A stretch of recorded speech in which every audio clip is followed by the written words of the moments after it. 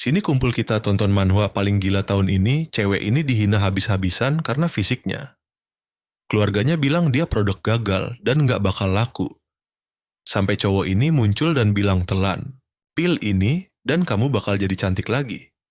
Ada cowok yang teriak, "Apa maksudmu ngomong gitu?" Tapi cewek ini bilang dia percaya sama cowok itu.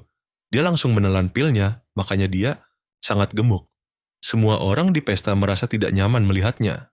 Tapi dia malah mendekat dan menyuruh cewek itu meminum obatnya. Cewek besar itu jelas langsung kaget dan terdiam di sana. Apa dia harus percaya sama cowok ini saat cewek cantik itu menyuruhnya menelan semuanya? Melihat keraguannya, cowok ini mendekat ke telinganya dan berbisik, "Apa kamu mau terus terlihat seperti monster babi seumur hidupmu?" Mengingat semua hinaan yang dia terima, setiap hari dia memberanikan diri dan menelan semuanya. Sementara semua orang di pesta itu langsung ternganga kaget melihatnya. Saat tidak ada yang terjadi, cowok kacamata itu kembali menghinanya. Tapi tunggu, aura emas tiba-tiba muncul dari matanya. Lemak di tubuhnya mulai menyusut dan terbentuk ulang dengan sangat cepat, menjadi proporsional dan asetnya membesar drastis. Melihat pantulannya di cermin, dia tidak percaya sekarang dia secantik idol Korea. Semua tamu di pesta langsung melotot. Sekarang semua orang sombong itu memohon untuk jadi pasien berikutnya. Dan cowok berkacamata yang tadi menghinanya kini berlutut minta maaf, tapi langsung dilempar ke lantai seperti sampah tak berguna. Gilanya menyembuhkan orang bahkan bukan kemampuan utamanya. Karena saat atlet terbaik sekolah menantangnya lari 100 meter, semua murid yakin jagoan kita bakal kalah telak dan dipermalukan di lapangan sana. Cewek sombong ini tertawa bilang sampah sepertinya tidak pantas ikut tanding. Dan sepertinya memang begitu karena saat pistol tanda mulai ditembakkan dan atlet itu berlari dengan sangat cepat, jagoan kita cuma diam dan diejek habis-habisan. Sampai akhirnya dia menginjak gas dan melesat cepat seperti anak panah. Si Pirang langsung syok berat. Sang atlet kebanggaan malah ditinggal makan. Debu sementara dia melewati garis dengan santai. Dia bahkan menambah gaya dengan sengaja menunggu atlet itu mendekati garis akhir, lalu merebut kemenangannya di detik terakhir untuk menghancurkan harga dirinya. Perhatikan baik-baik bagian ini gila. Bagaimana murid baru bisa mempermalukan si jenius? Ternyata cowok ini punya aura terkuat di benua Rudo. 500 tahun latihan mengalahkan Raja Iblis dan menyelamatkan benua. Lalu teman-teman terpercayanya menusuknya dari belakang. Sialan, kenapa selalu ada cewek yang menghancurkan hidupnya? Aku tidak bakal protes kalau dia mau membalas dendam sekejam mungkin nantinya. Tapi saat itu dia cuma bisa menderita. Dia berteriak tidak akan memaafkan mereka. Lalu dia terbangun di tubuh Yaomori Hiroto, seorang anak yang lahir di dalam sebuah klan bergengsi, tapi diusir karena aliran energinya tersumbat dan tubuhnya dianggap sampah. Dia tidak punya kekuatan di tubuh baru ini, tapi kepalanya menyimpan ilmu bela diri 500 tahun dan hasrat membalas dendam. Kembali ke arena lari, seorang preman sekolah menghampiri jagoan kita dan mulai mencari masalah. Osakiharu dan Hokuba dari klub tinju muncul untuk memberinya pelajaran yang menyakitkan. Dia tahu pemilik asli tubuh ini sering dipalak oleh mereka. Para preman itu merampas uangnya dengan alasan perlindungan palsu. Hokuba menyuruh Haru untuk menghajarnya duluan, karena ada yang aneh dengan Yaomori. Osaki pikir menghadapi orang lemah sepertinya sangat gampang dan satu pukulan sudah cukup. Tapi Yaomori yang sekarang menghindari pukulan itu dengan sangat mudah. Dia membalas dengan pukulan mematikan ke dagu si preman. Bagi kultivator elit kapten klub tinju hanyalah manusia biasa. Lalu dia mendaratkan tendangan keras tepat di wajahnya sang kapten. Tinju itu terlempar ke belakang dan menghantam lantai. Para preman bingung apa ini benar-benar Yaomori. Jagoan kita bertanya apa mereka takut. Para berandalan itu tidak peduli dan langsung menyerang. Tapi dia menangkap keduanya hingga mereka menjerit kesakitan dan mengaku salah. Keduanya tersungkur di lantai toilet dan menangis memohon. Sementara itu, preman yang ditendang mulai bangkit lagi. Dia maju untuk meninju lagi tapi malah kena hajar dan terhempas jauh. Sambil mengancam sang jagoan, bilang lain kali hukumannya bakal lebih parah.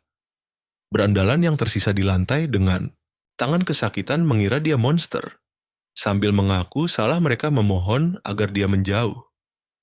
Tapi sang jagoan punya rencana lain. Mereka tidak paham. Dan Yaomori bilang mereka sudah merampas barangnya, yang harus dikembalikan. Preman itu buru-buru mengembalikan uang curiannya. Jagoan kita tahu dia agak berlebihan, tapi para idiot ini pasti tidak berani melapor. Sekolah ini punya terlalu banyak murid, tempat yang sangat merepotkan dan dia ingin pergi secepatnya. Untungnya dia dapat tambahan uang dari musuhnya. Dengan uang itu dia akan membeli bahan mentah untuk membuat sesuatu yang istimewa, yang membuat jimat tingkat rendah. Jimat ini sering dibeli oleh kultivator lemah dan bahkan tubuh sampah sepertinya bisa membuat beberapa buah. Setelah jimatnya selesai, dia yakin bisa menjual semuanya. Kalian pasti mikir dia bakal cepat kaya kan? Sayangnya tidak. 3 minggu berlalu dan tidak ada satupun jimatnya yang laku terjual. Orang-orang di dunia modern ini menganggap jimat hanyalah takhayul konyol. Saat sedang berlari di jalanan kultivator tingkat 1, kita menemukan seekor anjing yang terluka parah. Lukanya terlihat sangat fatal dan hewan kecil. Itu ambruk ke tanah menahan sakit. Jadi dia mengambil kesempatan ini untuk menguji efek jimatnya pada anjing yang sepertinya habis tertabrak mobil itu. Dia mengembalikan kesehatan hewan itu yang awalnya mengalami gagal organ dan trauma fisik. Dalam sekejap, anjing itu kembali sehat dan menggonggong ceria.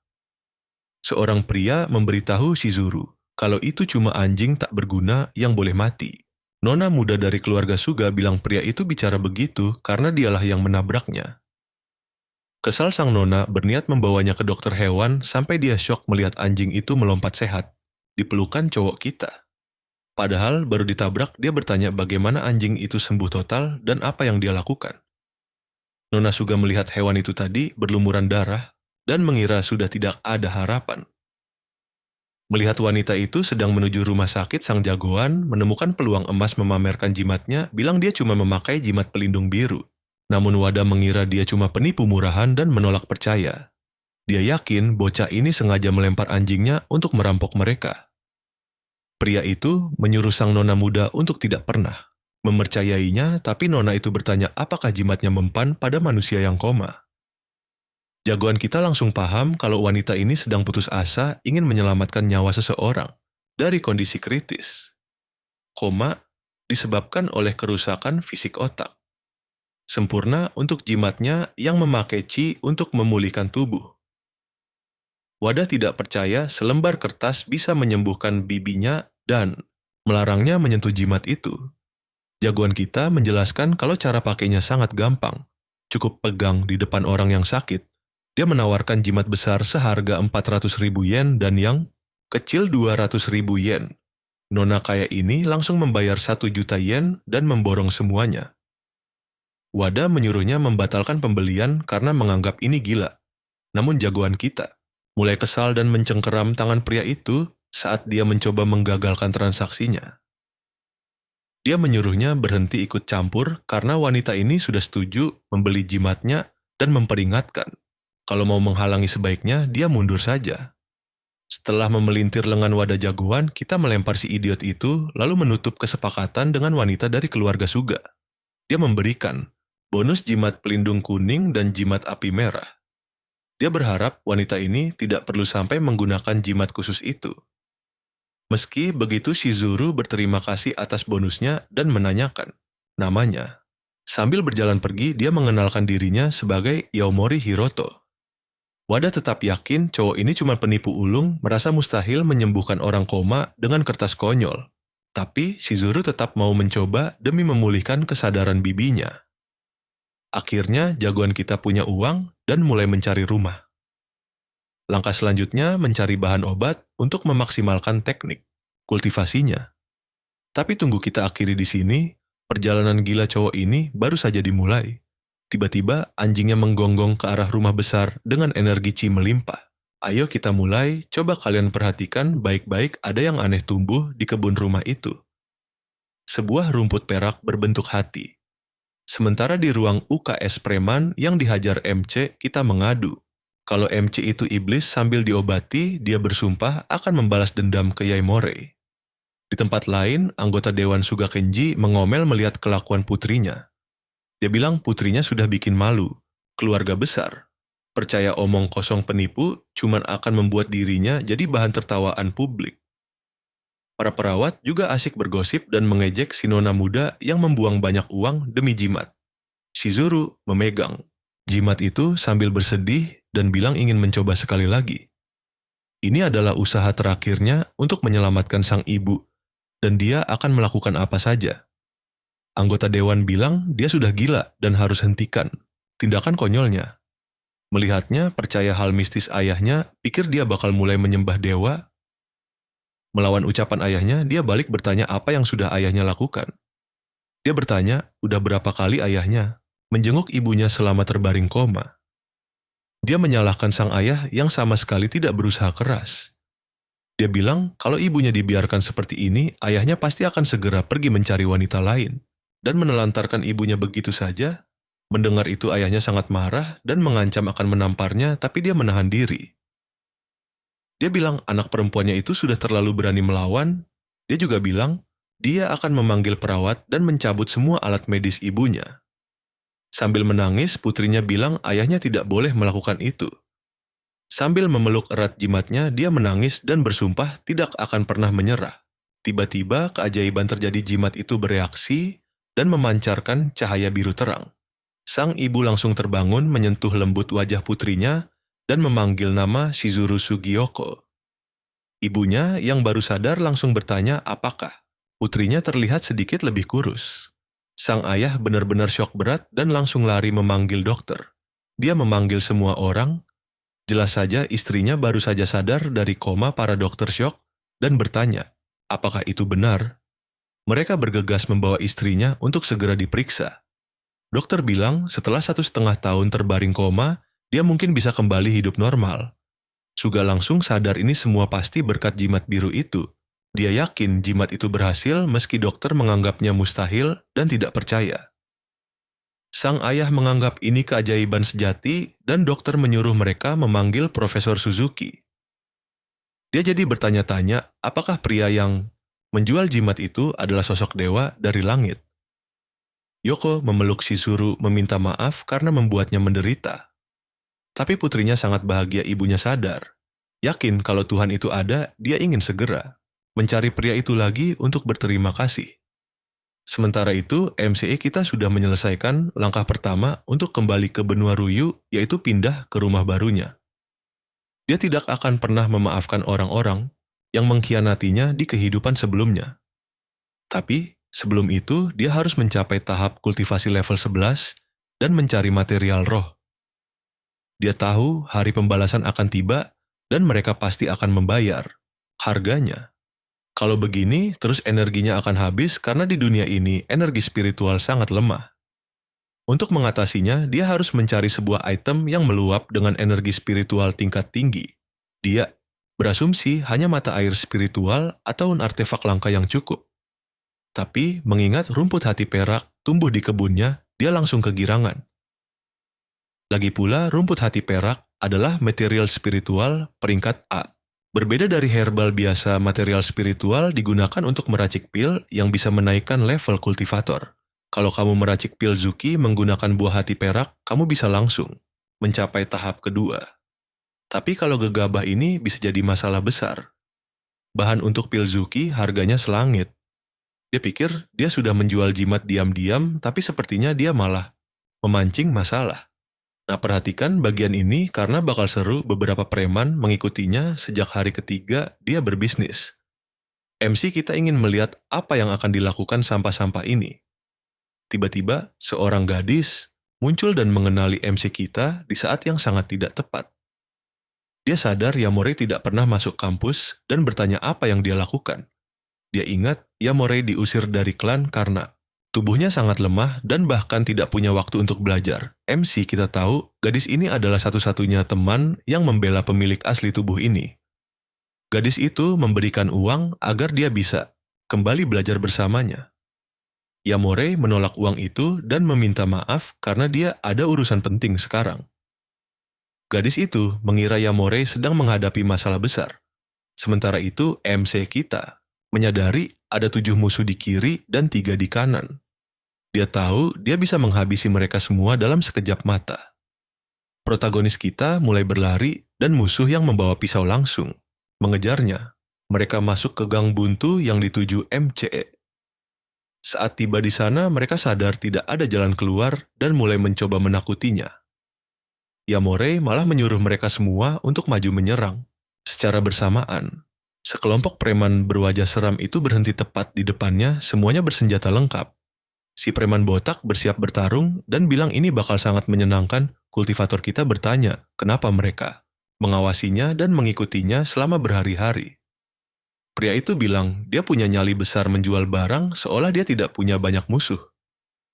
Mereka bertanya kenapa nona muda dari klan Amatani sangat tertarik pada pria sepertinya. Wanita itu hampir jadi tunangan MCE dan dia pikir membunuhnya cuma karena batal nikah itu sangat berlebihan. Jadi dia akan memaksa mereka untuk memberikan jawaban sebenarnya. Gadis itu melihat anggota Yakuza mencoba menghabisi Yamore dan sangat syok. Dia pikir Yamore tidak mungkin mengalahkan gangster bersenjata dengan tubuh kurusnya. Gadis itu langsung memutuskan untuk menelepon polisi demi menyelamatkan nyawa Yamore. Seorang Yakuza memanggilnya kucing liar dan bertanya apa yang dia lakukan dengan ponselnya. Preman itu merebut ponselnya dengan wajah psikopat gila. Para anggota geng itu memanggilnya bos dan senang dia muncul. MC kita melihat Mochiyama dijambak dengan sangat kasar oleh pemimpin mereka. Bos itu mengejek MC sebagai penakluk wanita karena pertama Setsu Amatani dan sekarang gadis ini. Gadis itu berteriak menyuruh Yamore lari karena mereka bawa senjata. Dia juga bilang mereka tidak berani menyentuhnya karena dia adalah putri dari klan Kojomochi. Namun bos geng botak itu malah mengejek klan Mochiyama. Lalu dia bilang kalau mereka menguburnya di sana tidak akan ada yang tahu kemana dia pergi. Gadis itu ketakutan parah dan si psikopat bilang kalau mau menyalahkan, salahkan kebodohannya sendiri. Kalian pasti sepemikiran denganku, kan? Benar sekali saat dia mau menusuk protagonis kita langsung bereaksi dan menerjangnya. Dia merebut pisau itu dan memojokkannya ke dinding. Mochiyama bertanya-tanya apakah itu benar-benar Yamore. Lagi pula dia terlihat sangat berbeda. MC kita mengancam mereka dan bilang cuma akan bertanya sekali siapa yang mengirim mereka. Di tempat lain seseorang melapor ke Inspektur Kaya bahwa geng Scarface sedang beraksi di gang Jalan Timur dengan melibatkan seorang anak dan menyandera seorang wanita. Inspektur itu langsung mengebut penuh adrenalin dan meminta bala bantuan tanpa memberitahu kepala Onaga. Dia melarang mereka bertindak gegabah karena musuhnya adalah sindikat bengis yang tidak akan pernah ragu membunuh orang. Karena tidak ada respon, dia mulai mendesak rekannya di radio untuk memastikan dia mendengar perintahnya, tapi rekannya bilang dengan ketakutan kalau mereka tidak butuh bantuan lagi. Dia bilang bocah yang disebutkan tadi sudah meratakan seluruh geng Scarface. Sendirian si botak bertanya apakah dia benar-benar sampah klan Yaya dan bilang gengnya tidak akan kalah semudah itu. MC bertanya apakah klan Amatani atau klan Yamore yang memberikan informasi, mengancam kalau dia cuma punya waktu 3 detik untuk segera menjawab. Sambil memohon ampun si botak minta tambahan waktu. MC kita sama sekali tidak mau mengalah. Tapi polisi keburu datang dan menyuruhnya berlutut. Inspektur Kaya menyuruhnya jangan menghabisi pria itu atau dia akan sama buruknya dengan preman. Protagonis kita lalu mikir apakah kedatangan polisi ini cuma kebetulan. Dia bisa saja dengan mudah kabur dari situasi ini, tapi dia belum mau membongkar kekuatan aslinya. Makanya dia memutuskan melepaskan si botak. Pemimpin geng itu masih syok berat karena bisa selamat dari kekuatan gila itu. Dia tidak berani melawan pemerintah dan pasrah ditangkap polisi. Kaya masih sulit percaya kalau bocah ini menghabisi satu geng sendirian, menyapu bersih semua gangster pengedar dalam sekali serang tanpa bantuan siapapun.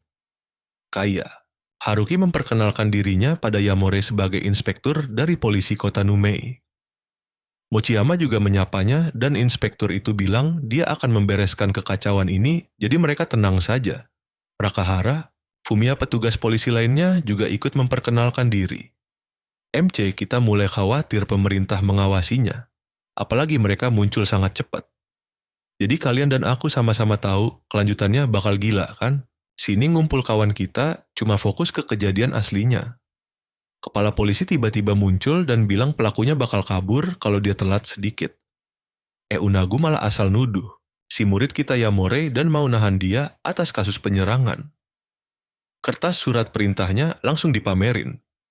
Mojama jelas ngamuk, lah kan preman-preman di lantai itu yang nyerang duluan, tapi Unaga bilang, dia cuma lihat bocah itu mukulin orang tanpa alasan. Kami mikir kelakuan ini konyol banget, padahal semua orang tahu preman itu bandar narkoba. Pas si inspektur ngatain mereka sampah, itu malah bikin inspektur Unaga kepanasan. Dia ngancam bakal nyopot lencananya gara-gara berani ngelawan atasan.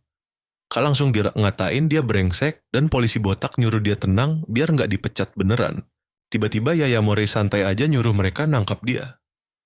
Dia tahu banget ada pejabat tinggi yang main belakang buat ngejebak jagoan kita. Hal konyol kayak gini pasti bakal terus terjadi, jadi MC kita mau manfaatin ini buat cari info. Dia nanya dari mana Onaga tahu dia masih pelajar. Ditanya gitu doang, polisinya langsung panik dan sadar dia keceplosan. Habis ngasih alasan basi MC nanya, apa bosnya nyuruh dia buat ngawasin. Onaga sok polos nggak ngerti apa-apa dan nyuruh pahlawan kita masuk mobil. Sambil megang kancing jas si inspektur, dia bilang sayang banget. Pria itu jelas syok berat. Kapan kancingnya dicolong coba jagoan kita bilang, lain kali ketemu dia bakal ngambil lebih dari sekadar kancing. Lunaga langsung naik darah dan pengen bikin bocah itu menyesal seumur hidup. Beberapa waktu berlalu di penjara, seorang sipir mukul jeruji besi pakai tongkatnya. Sipir itu bilang targetnya bakal segera datang dan perintahnya cuma satu, habisi dia. Tahanan seram itu nutup bukunya dan bilang paham sama misinya. MC kita akhirnya sampai di penjara, dikawal penjaga dan mulai ngecek kondisinya. Pas sel dikunci, dia langsung sadar ada niat jahat. MC malah ngerasa ini lucu dan mikir apa teman satu selnya ini otak dibalik rencana bodoh tersebut. Sudah, lama pria itu punya aturan sendiri, dia malas mukulin bocah lemah kayak MC. Tapi berhubung udah dibayar ya mau gimana lagi. Jagoan kita ngejek nanya apa dia cuma kroco. Yamore ngerasain hawa panas sejak masuk ke tempat ini. MC emang lagi lemah tapi dia bisa ngerasain aura Faki. Ada energi spiritual yang lumayan kuat ngelilingi tubuh pria besar itu. Perhatikan baik-baik kawan, disinilah semuanya jadi gila. Musuhnya ngegas mau ngirim MCE ke alam baka dalam hitungan detik. Dia maju pakai seluruh energi spiritualnya. Tapi pas dia nyerang MC malah ngilang. Tiba-tiba udah muncul di depan mukanya dan langsung nempelin tangan ke wajah Faki. MC bilang dia bingung soalnya satu-satunya orang lemah di ruangan ini ya si Faki. Selesai ngomong, Yamari ngebanting tubuhnya ke lantai dengan keras, tapi MC kecolongan waktu musuhnya megang kakinya kuat-kuat dan melempar jagoan kita sampai terbang. Untungnya si pahlawan masih bisa menahan badannya di tembok tanpa lecet sedikit pun. Faki jelas ngeremehin dia dan niat bikin jagoan kita menderita. Tapi kocaknya detik berikutnya Faki malah kena jotos telak di muka. Pas dia nengok ke atas, dia ngelihat bayangan kematian dan nyoba nangkis. Tetap aja tendangan brutal MC bikin dia terbang ke ujung sel. Protagonis kita berdiri santai sementara musuhnya udah babak belur. Faki lari ke arahnya nyiapin pukulan raksasa sambil nyuruh MC jangan belagu. Tapi malah perutnya yang kena hantam duluan bikin dia ngerasain sakit luar biasa dan terbang lagi. Dia sampai bingung, kenapa bisa begini? Imore jalan santai nyamperin dia lagi, kali ini memancarkan energi spiritual yang meluap-luap. Dia melepaskan satu pukulan telak ke wajah musuhnya, menancapkan kepala Faki ke lantai dengan keras. Sambil nekan wajahnya ke tanah, MC nanya siapa yang ngirim dia. Dia juga penasaran dari mana Faki dapat energi spiritual. Di telepon Haga, nanya monster macam apa bocah yang dia tahan itu. Orang di ujung telepon malah mikir dia cuma sampah buangan klan Yaori, bukan monster. Tapi sang inspektur nggak setuju, dia dibilang sampah. Soalnya bocah itu bisa ngeberesin musuhnya tanpa masalah berarti. Sementara itu jagoan kita nunggu jawaban dari Faki yang udah tepar di lantai. Faki akhirnya sadar kalau Yamore ada di level yang jauh beda dari manusia biasa dan orang lainnya. Pahlawan kita mikir apa orang-orang yang dia sebut itu adalah kultivator di dunia ini. Beberapa tahun lalu Faki ketemu biksu tua di Ryuja yang nyalurin chi spiritual ke tangannya dan nebang pohon raksasa kayak motong tahu. Biksu itu ngasih dia sebotol air dewa. Bertahun-tahun, dia terus minum air dewa yang udah diencerin sesuai saran biksu itu. Sedikit demi sedikit tubuhnya berubah jadi melampaui batas normal.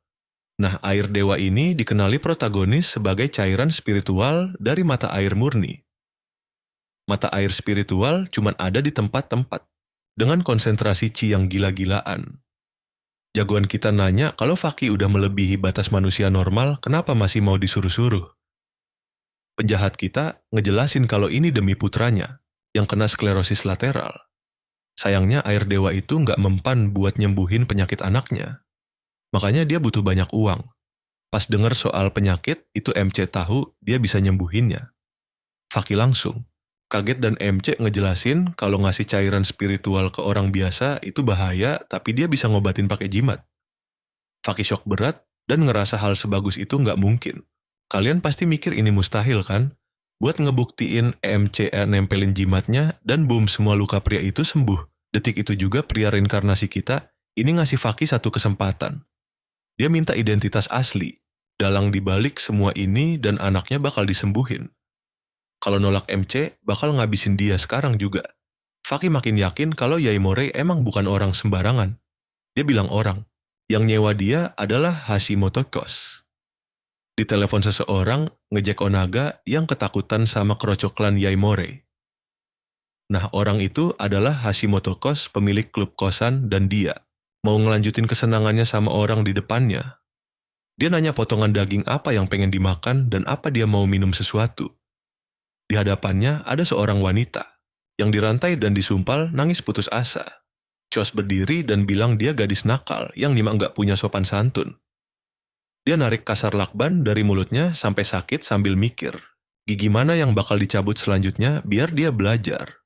Selesai ngomong, dia beneran nyabut satu gigi wanita, itu pakai tang bikin dia kesakitan luar biasa.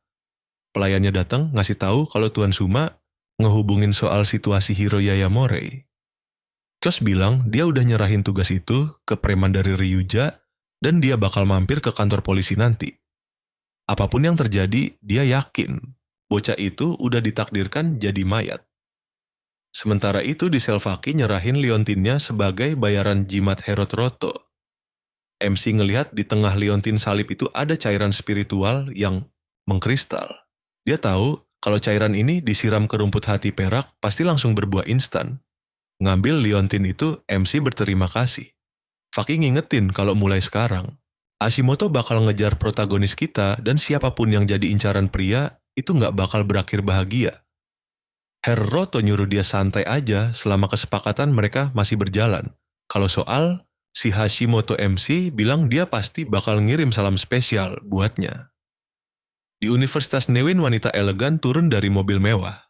Wanita pembeli jimat itu awalnya nggak percaya cowok itu adalah buangan klan Yamore sampai dia lihat fotonya sendiri dan yakin 100%. Apalagi bocah itu ternyata mahasiswa barunya. Saking ngomong sama rektor kampus soal apa yang terjadi sama protagonis kita, tapi rektor malas ikut campur. Meski gitu gadis itu tekad bulat mau ngeluarin dia. Shizuru masuk ke ruangan tepat saat itu dan sadar mereka lagi bahas Hiroto Yamore. Sementara itu di kantor Inspektur Onaga bawahannya ngamuk berat. Bayangin aja bosnya ini malah membiarkan gangster jalan keluar dari penjara begitu saja setelah diburu bertahun-tahun. Kai langsung menuduh bosnya menyalahgunakan kekuasaannya. Bosnya bilang dia nggak punya bukti dan nuduh atasan tanpa bukti itu fatal. Kang Otot bilang dia tahu rencana busuk bosnya di belakang layar. Sambil ngancam polisi muda, itu si inspektur nyuruh dia buka mulut.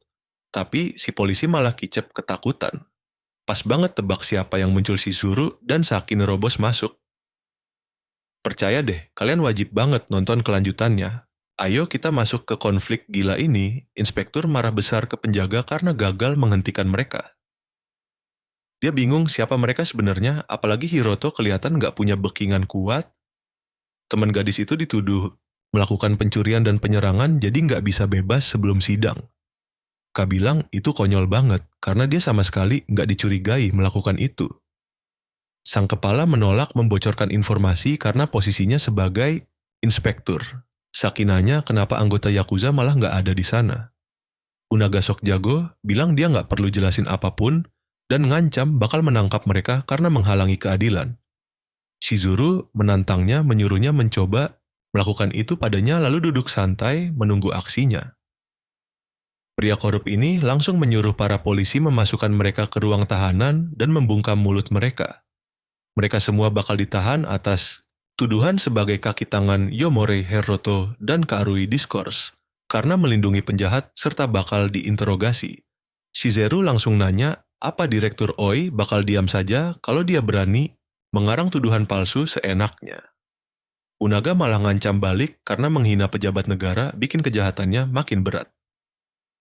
Shizeru membalas kalau mereka cuma mengatur kebetulan yang menguntungkan Inspektur Unaga. Kepala polisi mulai emosi karena gadis ini bikin semuanya makin ribet. Dia bilang masalah Yomore Hiroto bisa diselesaikan pakai uang. Unaga nyolot bilang wajar kalau orang penting punya hak istimewa termasuk dirinya. Dia mengungkit saat gadis itu diserang kaya dan mati-matian melawan. Dengan nada ancaman yang manipulatif banget, dia bilang nggak akan ada yang peduli kalau dia bilang semua orang di sana tewas. Shizeru nanya apa Direktur Oi dengar itu dan suara di telepon menjawab iya, karena dia meneleponnya di tengah obrolan. Sang inspektur langsung panik parah saat sadar seluruh obrolan mereka didengar oleh Oi. Bosnya menyatakan bahwa karena penyalahgunaan wewenang dan mengancam keluarga anggota Dewan Onagariso resmi diskors. Ketika gadis itu nanya apa dia perlu ngenalin diri lagi, Onaga baru sadar Shizuru adalah keluarga anggota dewan. Sementara itu, di penjara karakter utama kita menggenggam liontin berisi cairan spiritual. Melihat isinya yang makin sedikit, dia tahu cairan itu cuma bisa dipakai sekali lagi. Dia sadar seseorang mendekati sel dan langsung waspada. Begitu tahu itu Shizuru, dia sangat antusias melihat Hyoto lagi. Sementara itu, si pria kaya mengamuk menghancurkan barang dan mengumpat semua orang nggak berguna. Satu hampir mati, satunya lagi busuk di penjara. Kalau perintah dari klan Ama gagal dijalankan kepalanya sendiri yang bakal dipenggal habis. Sang pengawal bertanya apa langkah Tuan Akimasa sekarang. Demi membuktikan kesetiaannya pada klan AMA, dia menyuruhnya membawa bocah itu hidup-hidup dan bakal memakai pakaian terbaiknya. Perhatikan baik-baik dia berniat menghabisi sampah ini dengan tangannya sendiri. Pahlawan kita sudah menghabiskan semua uangnya demi bahan dan sekarang bangkrut total. Jadi dia mulai memurnikan pil spiritual energi ki. Dia langsung menelannya. Ini metode kasar yang bikin energi ki-nya kental tapi kotor, tapi masih sangat berguna di dunia ini. Dengan itu, dia akhirnya nembus level 2 kultivasi energi ki spiritual. Selama bertahun-tahun, dia pakai metode bayangan awan untuk berevolusi. Dengan kecepatannya yang sekarang peluru pun nggak akan bisa nyentuh jagoan kita. Dia menghabiskan seluruh cairan spiritual demi melangkah lebih jauh nantinya. Dia butuh lebih banyak bahan kaya mana? Menurut Faki, ada sumber spiritual di Ryuda. Tapi lewat jalur biasa bakal sangat berbahaya, jadi dia memutuskan untuk menemui kontak penting lokal yang diberikan Faki. Biayanya tembus 2 juta yen dan saldo di rekeningnya sekarang benar-benar bikin nangis. Di TV dia lihat iklan suntikan ajaib yang bisa bikin awet muda. Produk itu viral banget dan tiap dosisnya super mahal. Jagoan kita sadar para wanita di dunia ini terobsesi dengan masa muda dan melihat peluang emas mengeruk cuan. 5 jam lalu, dia lagi makan malam bareng Shizuru dan kaget parah tahu dia anak anggota Dewan Suga. Pantesan dia punya koneksi langsung ke inspektur. Suga bilang dia punya permintaan khusus untuk MC kita. Makanya dia mengundangnya makan malam. Dia nanya apa dia tahu soal gedung Sugo. Pahlawan kita tahu itu adalah markas kosmetik terbesar di kota Nume. Shizuru dengan santai bilang kalau keluarganya pemilik seluruh tempat itu. Besok malamnya dia bakal menggelar acara pesta mewah buat merayakan kesembuhan ibunya. Dan dia juga mengundang Hiroto untuk datang. Kembali ke masa sekarang, di gedung Suga, pestanya dimulai di lantai puncak. MC kita sadar dengan kondisinya sekarang, dia belum bisa membuat pil spiritual, cuma meracik ramuan biasa. Jadi dia bakal nyari uang gila-gilaan dari kosmetik receh ini. Kalian juga pasti gregetan kan peluang emas ada di depan mata saat dia melihat tante-tante tajir di pesta. Paman Shizuru nyeletuk pedas kalau wanita umur 30-an itu udah ketuaan dan harusnya nikah saja. Kalau dia nggak buruan nikah, nasibnya bakal kayak kakak perempuannya Masami. Sang paman menghina Masami dengan bilang karena dia egois saat masih muda, sekarang dia sama sekali nggak bisa berkontribusi buat klan karena udah tua. Dia juga ngeledek cewek itu kena sial, dan wanita itu cuma bisa diam menahan sedih. Shizuru dan ibunya langsung menyuruh pria itu tutup mulut. Lagi pula Masami lah yang membesarkannya setelah nenek pergi. Shiro beralasan dia ngomong gitu demi kebaikan bersama dan mereka harus secepatnya mencarikan Shuro suami. Dia menyarankan gadis itu menikahi orang dari klan Oo demi menghindari konflik dengan mereka. Misami bilang dia punya alasannya sendiri kenapa nolak, tapi pria nyebelin itu mengecapnya egois, dan bilang dia nggak bakal pernah bisa mendapatkan kembali kecantikan masa mudanya. Tepat saat itu, Yamore muncul dan bilang dia bisa melakukan itu. Dia menegur Shuro yang kurang ajar karena menyebut wanita itu barang rusak. Shuro ngamuk ke Hiroto dan nanya siapa dia. Dia teriak memanggil satpam sampai Shiro turun. Tangan bilang dia yang mengundangnya karena udah nyelamatin ibunya. Ibunya berterima kasih langsung karena menjual jimat yang menyelamatkan nyawanya. Jagoan kita emang rendah hati dan bilang dia nggak perlu berterima kasih padanya. Shuro malah ngira mereka ditipu tukang obat palsu dan ibunya sadar berkat pengobatan medis modern. Hiroto akhirnya memperkenalkan dirinya dengan gaya keren sebagai peneliti yang fokus pada waktu dan nilai. Dia juga rekan bisnis Presiden Suga, semua orang tuh ngerasa nggak masuk akal bocah ini jadi rekannya, dan ada di acara ini apalagi mereka lagi bahas soal produk awet muda. Jadi dia memutuskan menunjukkan jawabannya lewat kotak yang dia pegang. Bibi Shizuru malah ketawa meremehkan dan pengen lihat trik sulap macam apa yang bakal dimainkan. Dia mendekati Misami memintanya untuk memberikan tangannya. Lalu dia menyuruh wanita itu menelan produk dari dalam kotak tersebut. Shizuru mulai teriak ngegas menuduh dia masukin racun ke pil mencurigakan itu. Sang wanita ragu dan bertanya apa ini aman diminum. Shuru bilang cowok ini bisa dipercaya dan mutusin buat membelanya. Ibunya juga ikut mendukung secara pria ini udah menyelamatkan nyawanya. Para pebisnis nyinyir bilang nggak mungkin ada ramuan awet muda di dunia nyata. Jagoan kita berbisik di telinga, Misami bertanya apa dia nggak pengen ngerasain muda lagi. Air matanya pecah. Semua pria di sana mengatainya tua dan menghina umurnya. Dengan tekad bulat, dia mengambil pil itu penuh percaya diri dan langsung menelannya. Paman dari keluarga Sugashok berat lihat dia beneran ngelakuin itu. Melihat nggak terjadi apa-apa, mereka nyangka itu racun atau cuma penipuan. Shiro menunjuk dengan gaya, sombong banget sok tahu bilang itu tipuan. Tapi percayalah kalian dan aku bakal merinding lihat ini tiba-tiba rambut dan kulit Masami berubah drastis bertransformasi sempurna. Jadi versi mudanya, hal gila itu bikin semua rekan bisnis dan anggota keluarga diam 1000 bahasa saking syoknya. Tante-tante sosialita langsung nanya harga dan nawarin uang dengan nominal gila-gilaan. Angkanya terus naik mendadak berasa kayak lagi acara lelang. Keluarga itu tahu banget kalau mereka berhasil dapetin hak ciptanya, mereka bakal merajai industri kosmetik lagi. Si paman rakus langsung nyuruh wanita itu diam karena rencana liciknya. Buat jadi miliarder bener-bener udah ada di depan mata sekarang. Grup kosen nekat nawar 4 juta demi hak cipta produk itu. Terus grup Rinko ngegas nawar 20 juta, Sherich maju ngingetin kalau dia tamunya Shizuru dan ini bukan lelang. Setelah menyuruh semua orang tenang, dia nyamperin Hiroto buat bahas bisnis.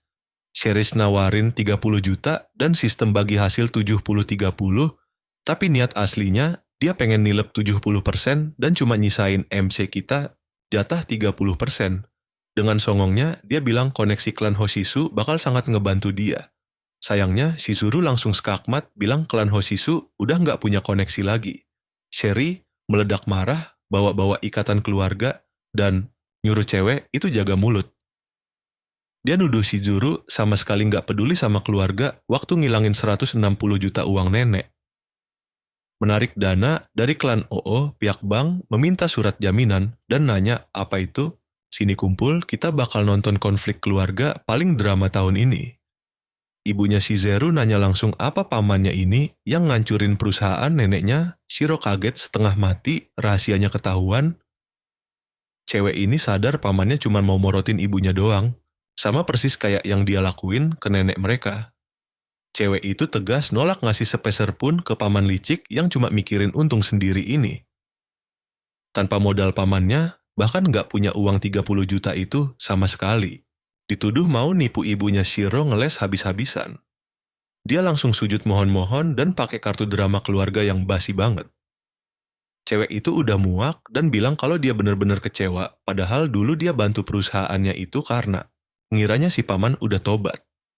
Sambil berlutut nahan malu, Shiro ngemis bilang keponakannya itu selalu bantu dan nutupin kesalahannya. Tapi cewek itu udah nggak bisa mentolerir sifat egoisnya lagi. Lagi pula paman gila ini udah bener-bener ngancurin warisan ibu mereka. Cewek itu bangkit dari kursi dan nyuruh pamannya beresin masalahnya sendiri.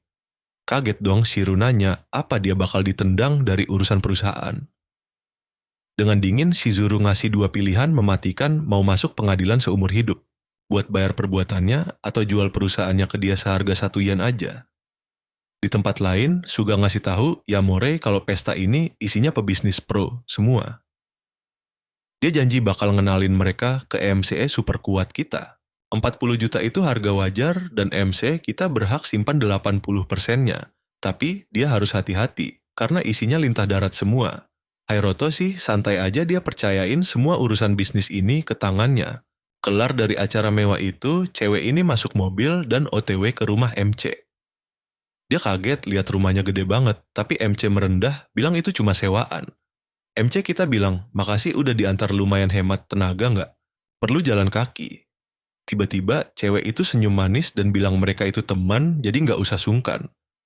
MC kaget dong dibilang teman sama cewek ini. Shizeru makin meyakinkan dengan senyum ramahnya. Sepanjang jalan pulang jagoan kita. Ngerasa kehidupan barunya ini lumayan asik juga. Tapi pas buka pintu dia dibikin shock. Dia nemuin genangan darah dan anjing kesayangannya babak belur. Ternyata Kroco yang dikirim Kusai udah mantau dan ngasih info kalau MC pulang bawa cewek. Kus girang banget denger itu dan langsung merintahin anak buahnya buat culik si cewek. Dia mikir kalau MC ngerasain putus asa yang dalam Lord Suma pasti bakal puas banget. Si villain gila ini ngarep banget MC. Suka sama hadiah berdarah yang mereka tinggalin. Jagoan kita langsung lari ke arah anjingnya dan nyabut pisau itu. Dia pakai jimat penyembuhannya dan lega banget pas sadar peliharaannya masih napas. Dan pasti bisa diselamatkan pakai item dewa itu. Sekarang perhatiin baik-baik ini saatnya keadaan berbalik total. Di atas plafon ada pembunuh nenggantung bawa pisau di mulutnya. Dia nyoba nyerang, tapi MC kita dengan gampang menghindar. Dan ngasih serangan balik, bikin Kroco lain melongo syok sambil nyuruh anjingnya sembunyi dulu. Tatapan matanya berubah dingin, dia nanya apa sisa preman ini mau dihabisi satu-satu sekarang juga. Mereka semua langsung maju barengan, tapi mode John Wick MC udah aktif dan dia numbangin yang pertama tanpa ampun sama sekali. Preman lain nyoba nyerang tapi meleset jauh. Ujung-ujungnya lengannya patah parah dan dia langsung dikirim ke alam mimpi. Sadar kalah mekanik para Kroco, ganti taktik dan ngeluarin pistol buat nembak. Tapi jangankan senjata tajam peluru aja sekarang, nggak mempan nembus MC kita. Di tempat lain, si psikopat pirang mulai nyiapin alat-alat siksa buat ngelakuin hal kejam. Dia jalan ngedeket ke arah si Tsurusuga yang udah nangis ketakutan. Si psiko mastiin apa benar ini Putri Kenji Suga. Tiba-tiba HP-nya bunyi dan dia dapat laporan kalau semua anak buahnya udah rata sama tanah. Dia syok berat tahu mereka nggak becus ngelawan Hero Troto. Pas dia dengar suara Yamori di telepon, dia bilang, MC, kita bener-bener jago bikin kejutan. Si rambut pirang ngancam kalau dia udah nyulik putri keluarga Suga. Jagoan kita dengan dingin bilang dia lagi OTW ke sana dan ngasih peringatan keras buat nggak nyentuh dia, apalagi bawa-bawa orang yang nggak bersalah. Ditelepon ke maki-maki MC karena udah ngerusak rencananya dan ngasih waktu cuma 40 menit. Yamore yang udah murka langsung ngeremukin HP-nya pakai tangan kosong, janji bakal ngebantai Hashimoto. Kose berencana ngerekam video penyiksaan ini. Dia ngelepas lakban dari mulut cewek itu, tapi tiba-tiba penjaganya gedor-gedor pintu dengan panik. Kesal diganggu, dia nanya ada masalah apa, dan penjaganya lapor kalau sistem pemadam kebakaran di gudang tiba-tiba nyala sendiri. Padahal kau udah nyuruh mereka matiin semua alarm biar polisi nggak tahu. Di momen putus asa itu, cewek ini nutup matanya karena udah kehabisan tenaga sampai tiba-tiba para penjaga terbang kena hantaman brutal. Dengan sisa suaranya, cewek itu manggil nama Herotroto. Yamore ngira kalau pahlawannya udah datang. Mundur 1 jam sebelumnya Fonaki, di tengah malam lagi, OTW ngirim surat rujukan buat Ryuja. HP-nya sama sekali nggak diangkat, jadi dia langsung aja berhenti di alamat yang harusnya bener. Fonaki plonga-plongo, mikir apa, dia emang lagi berdiri tepat di depan rumah kediaman Yayamore. Tiba-tiba dia dengar Kroco lapor ke Hashimoto kalau Hyoto Yayamore udah pulang. Fonaki nguping semuanya. Dia ngikutin mereka dan ngelihat gerombolan preman yang niatnya mau ngehabisin RMC kita. Mereka juga nyulik si cewek cantik dan masukin dia paksa ke dalam mobil. Fonaki ngelihat langsung kelakuan licik Kaese yang berani nyulik ceweknya Hiroto sekaligus ngirim pembunuh bayaran ke rumahnya. Dia tanpa ragu langsung gas penuh ngikutin mobil yang bawa Suga dan ngirim koordinat lokasinya ke protagonis kita. Sementara itu, MC lagi asik nginterogasi salah satu pembunuh di rumahnya sampai dia bocorin semua rencananya. Hyoto langsung minta tolong ke Fonaki buat nyelamatin temannya dari sana secepatnya soalnya MC mau ngebantai si Pirang pakai kedua tangannya sendiri. Balik ke masa sekarang, Kang ngamuk brutal ke penjaganya karena dia udah merintahin keras buat matiin alarm. Kebakaran gudang itu, dia bilang bakal ngecek sendiri kondisinya dan nyuruh mereka tetap siaga, padahal Faki udah nerobos masuk. Para penjaga ini pada ngeluh soal urusan penculikan cewek dan bosnya yang super bawel, sampai mereka kaget ngelihat ada pria kekar tiba-tiba muncul bawa aura energi spiritual yang ngeri banget. Mereka teriak panik, nanya siapa dia dan ngapain di sana. Dengan senyum psikopat yang menyeramkan, dia nyuruh, "Kalian pasti ngira MC kita yang datang nyelamatin kan?" Sayangnya bukan Fonaki nyuruh mereka sabar dikit lalu nyerang pakai tenaga raksasanya. Dia ngelempar para penjaga dan meratakan mereka. Nyampe di kamar Suga ngira itu Heroto. Faki sadar Yayamore bakal utang budi besar banget sama dia, dan pria berotot ini langsung ngangkat cewek itu ke pundaknya. Dia kabur secepat kilat dari sarang penyamun itu sebelum ada musuh yang nyadar sama rencananya. Mobilnya udah nunggu di taman persis belakang pintu depan, dan dia tahu mereka pasti bakal ngecek sistem keamanan bentar lagi. Tiba-tiba kakinya kena tembakan, jitu mematikan, bikin pria besar ini langsung tumbang jatuh engguling ke tanah, sampai ngelepasin cewek itu ke tanah. Kapamer kalau akurasi tembakannya masih selevel dewa dan peluru tadi tuh super brilian. Faki ngumpat dalam hati kok bisa musuhnya balik secepat ini, dan dia malah ketahuan konyol begini. Hashimoto bilang, nyalinya lumayan juga berani nerobos masuk seenaknya ke markas besarnya. Pria kekar dan Kak ternyata udah lama banget nggak ketemu, jadi mereka malah reuni berdarah. Si Pirang gila ini girang parah karena hari ini semua mangsanya datang. Nyerahin diri buat disiksa habis-habisan. Situasi ini bikin dia merinding, kegirangan. Tapi Faki yakin banget si Pirang ini halu parah dan bakal nangis darah setelah dia habisi nanti. Sementara itu tepat di luar. Pahlawan kita akhirnya datang dan penjaga langsung ngerasa ada yang nggak beres. MC kita muncul dengan gaya super badass ngeluarin aura merah pekat saking murkanya. Penjaga sok asik nanya ada perlu apa, dan MC kita langsung nabok mereka brutal tanpa babi bu. Dia ngancurin muka satu penjaga sampai terbang nembus, dan ngerubuhin gerbang depan. Preman berikutnya nyoba maju menyerang tapi nasibnya sama aja hancur lebur cuma pakai satu pukulan. Dia langsung tinggal solo semua penjaga elit itu seolah cuman lagi pemanasan pagi doang. Di momen yang sama, Fonaki mulai kewalahan dikeroyok sama banyak penjaga, dan mulai kena luka-luka. Dia nyesel banget ngambil misi yang super ribet, ini dan ngerasa gagal buat nyelamatin satu cewek aja. Ka makin psycho ngancam setelah berhasil ngebunuh dia istri, dan anak-anaknya bakal nyusul ke alam baka buat nemenin. Tapi sebelum semua itu terjadi si psikopat gila ini, mau nyiksa mereka sampai hancur berkeping-keping, tiba-tiba, pintu depan meledak hancur berantakan karena ledakan bikin Hashimoto langsung kicep. Dia panik nyari tahu siapa pelakunya dan muncullah siluet mengerikan dari balik asap tebal. Pahlawan kita. Dengan epik bilang kalau dewa kematian yang ngirim dia buat nyeret kos ke neraka Faki, ngomel si MC, datangnya kelamaan, lalu ngasih jimat penyembuh ke partnernya, bilang efeknya bakal instan kayak sebelumnya.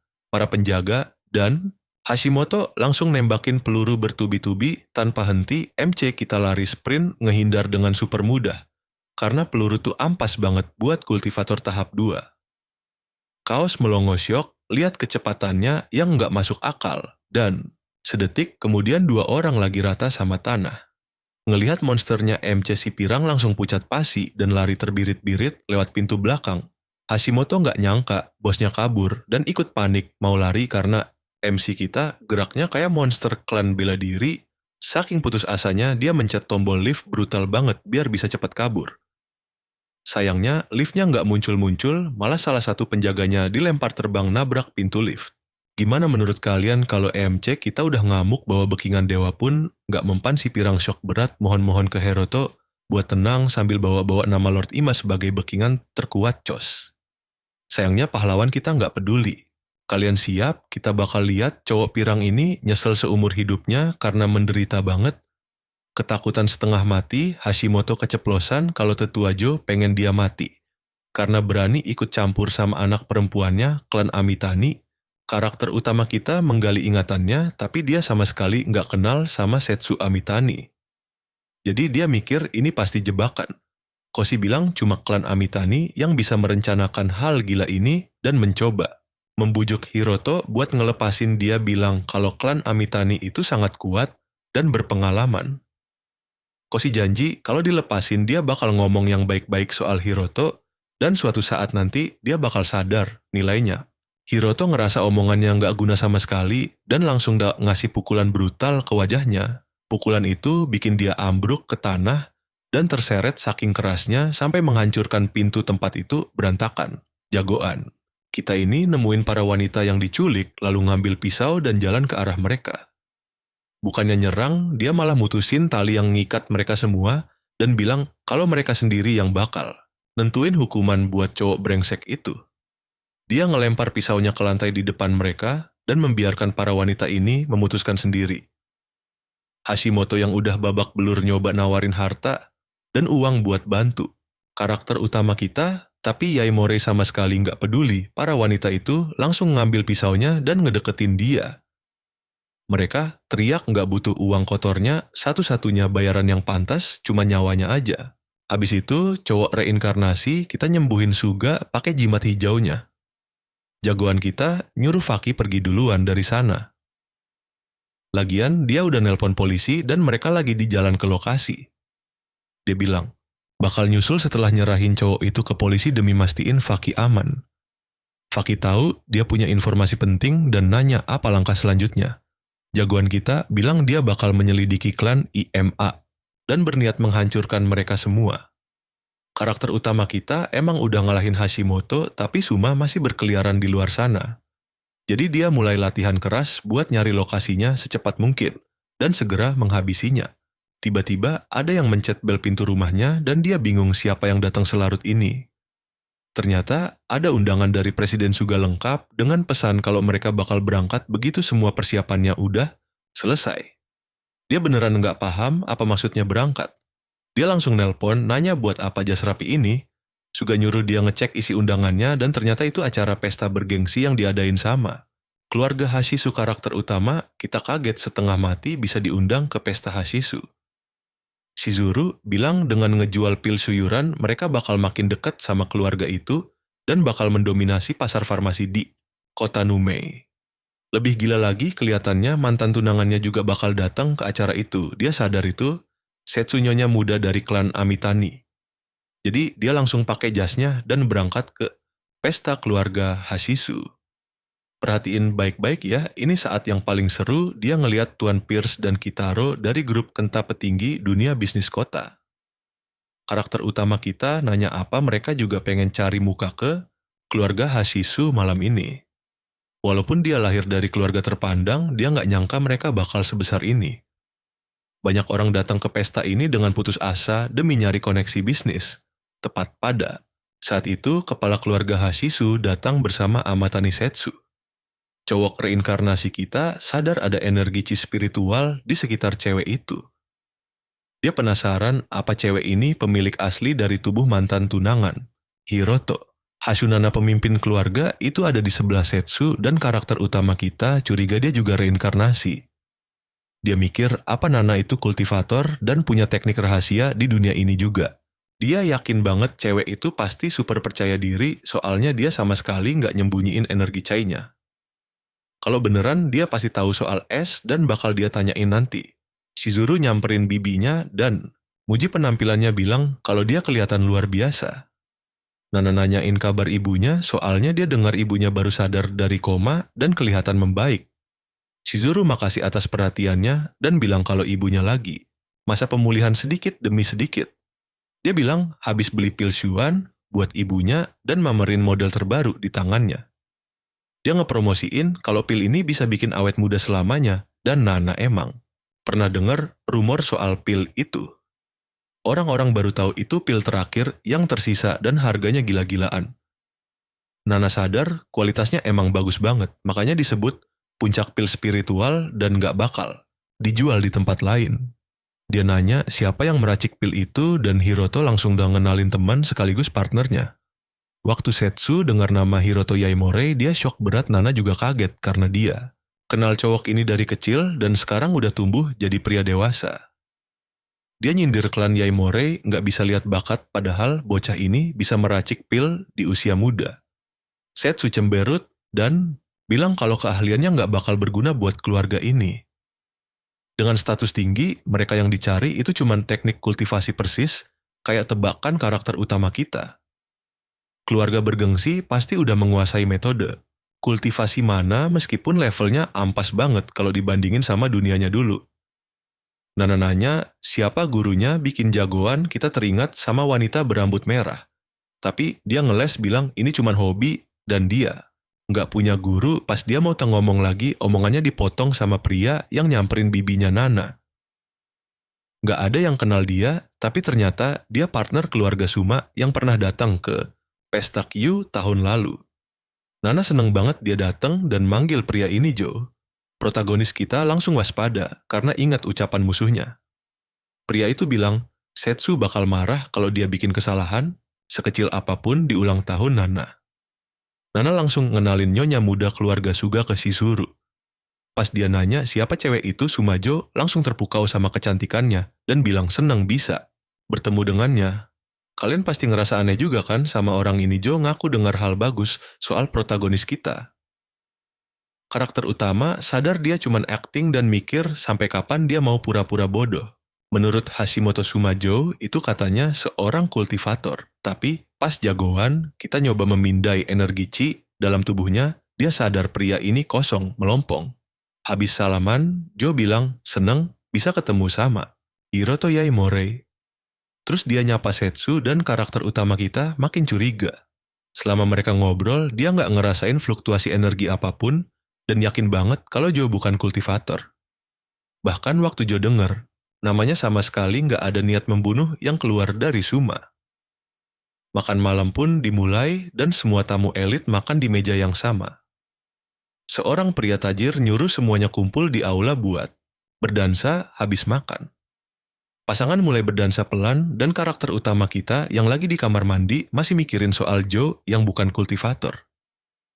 Dia mikir apa dia udah ditipu dan apa alasan cowok pirang itu ngelakuin hal kayak gitu ke dia. Tiba-tiba ada cowok random datang ngajak Shizuru dansa tapi langsung ditolak mentah-mentah. Seseorang bilang kalau Shizuru itu nyonya muda klan Suga dan nggak bakal mau dansa sama dia.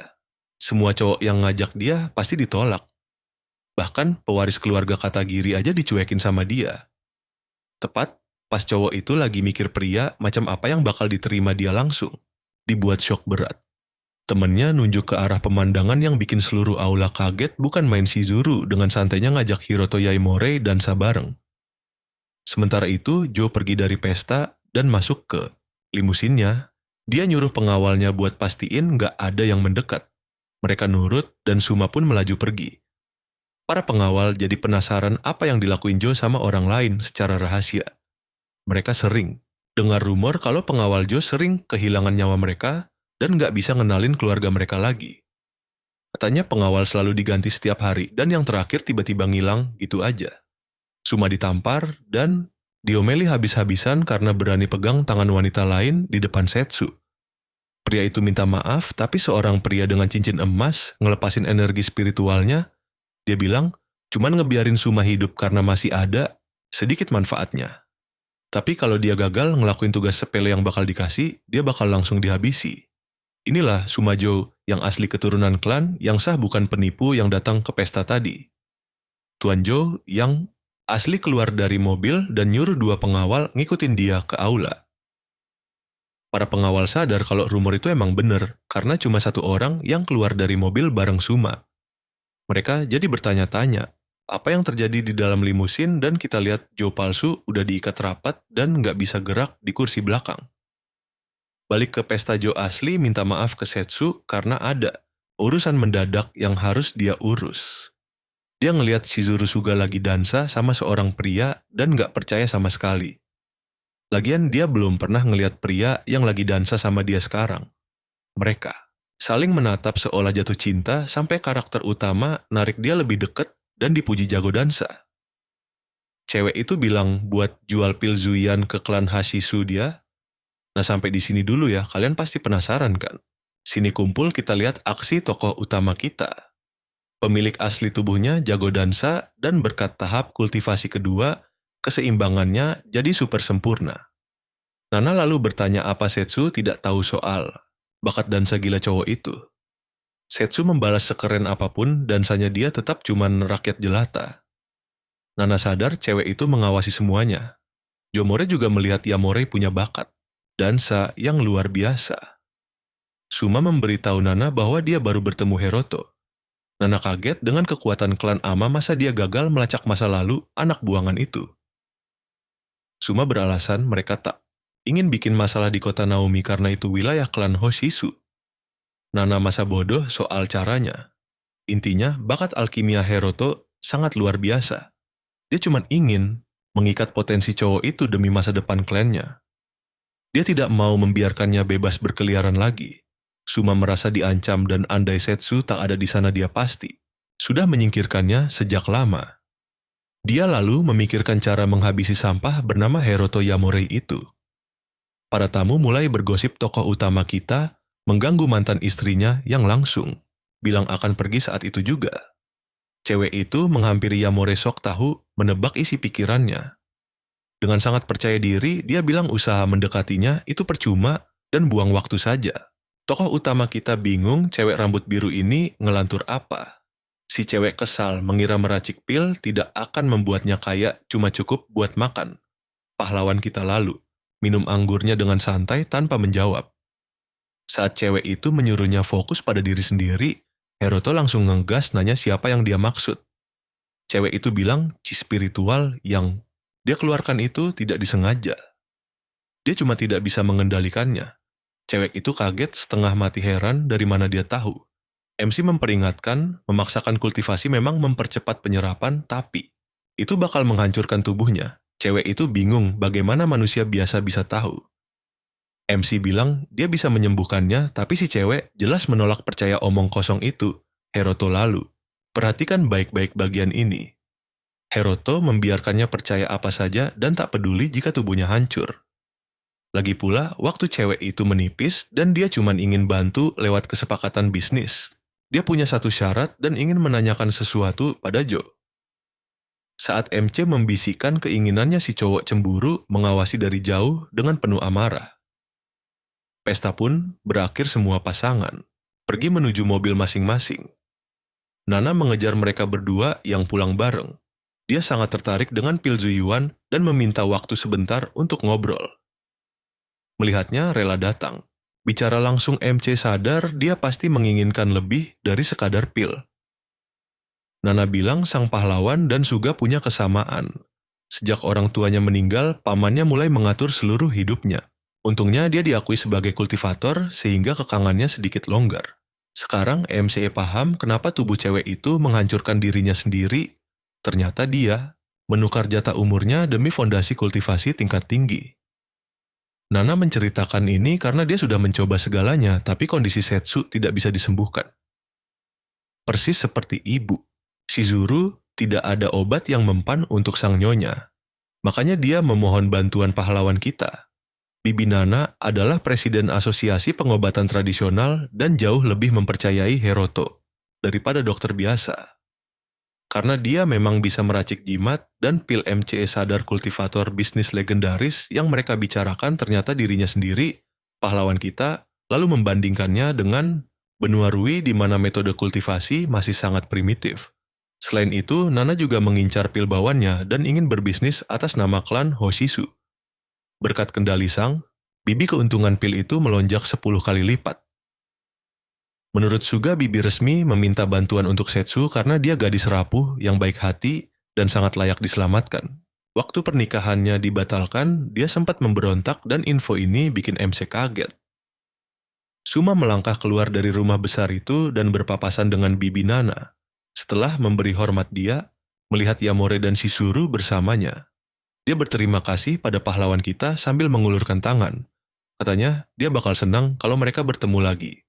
Heroto menyetujuinya, yakin mereka akan segera berjumpa lagi. Saat MC menjabat tangan Sumajo, ada yang aneh. Dia merasakan chi spiritual meluap darinya beda banget dari sebelumnya. Setelah itu, Jo masuk ke dalam. Limusin dan pengawalnya bilang ada hadiah dari Nyonya Setsu. Waktu kado itu dibuka, isinya origami kupu-kupu yang bikin dia bingung.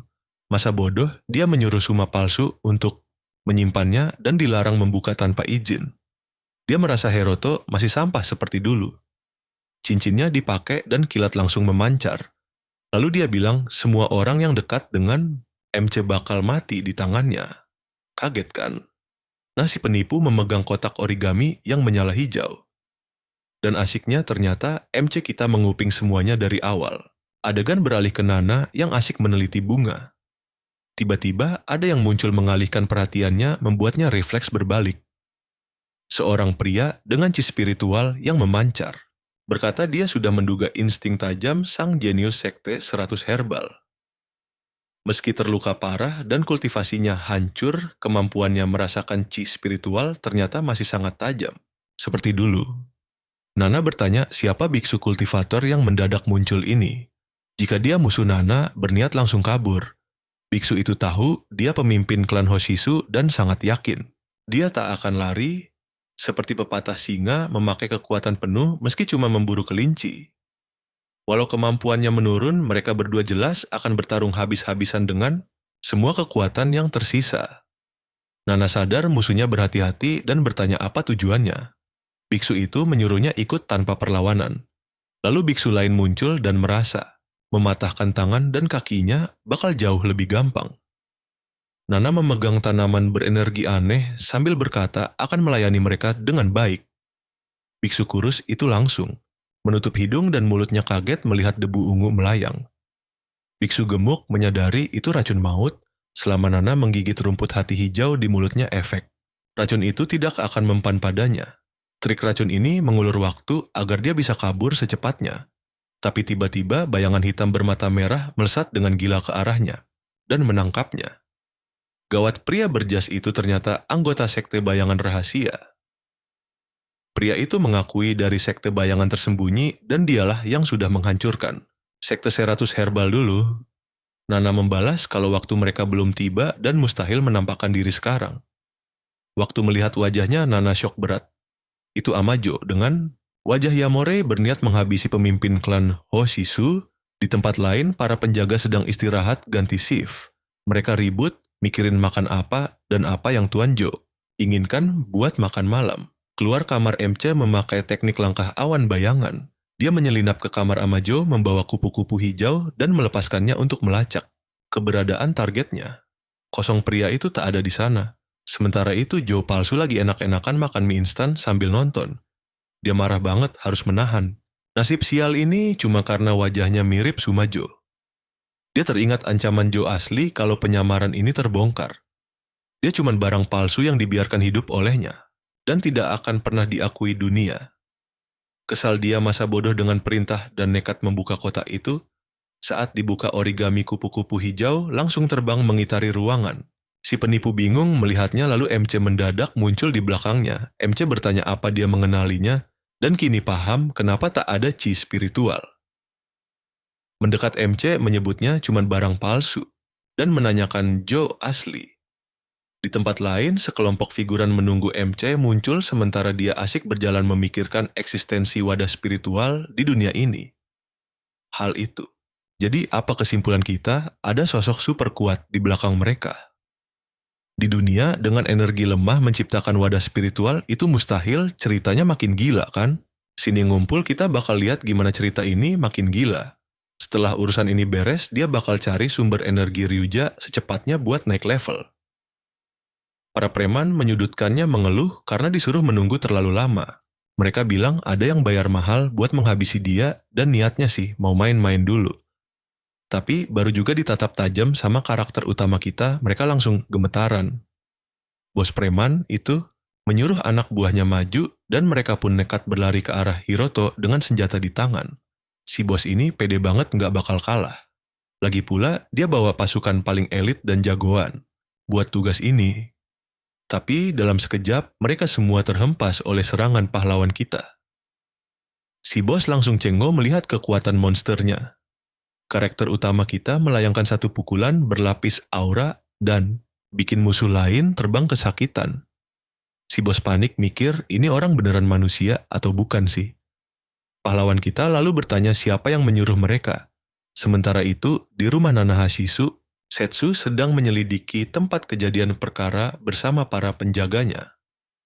Salah satu penjaga menunjukkan rekaman CCTV atap sekitar jam 1 pagi saat dua biksu muncul untuk menyerangnya. Rekaman terputus ketika mereka menjebol masuk lewat atap dan mereka yakin Nana telah diculik.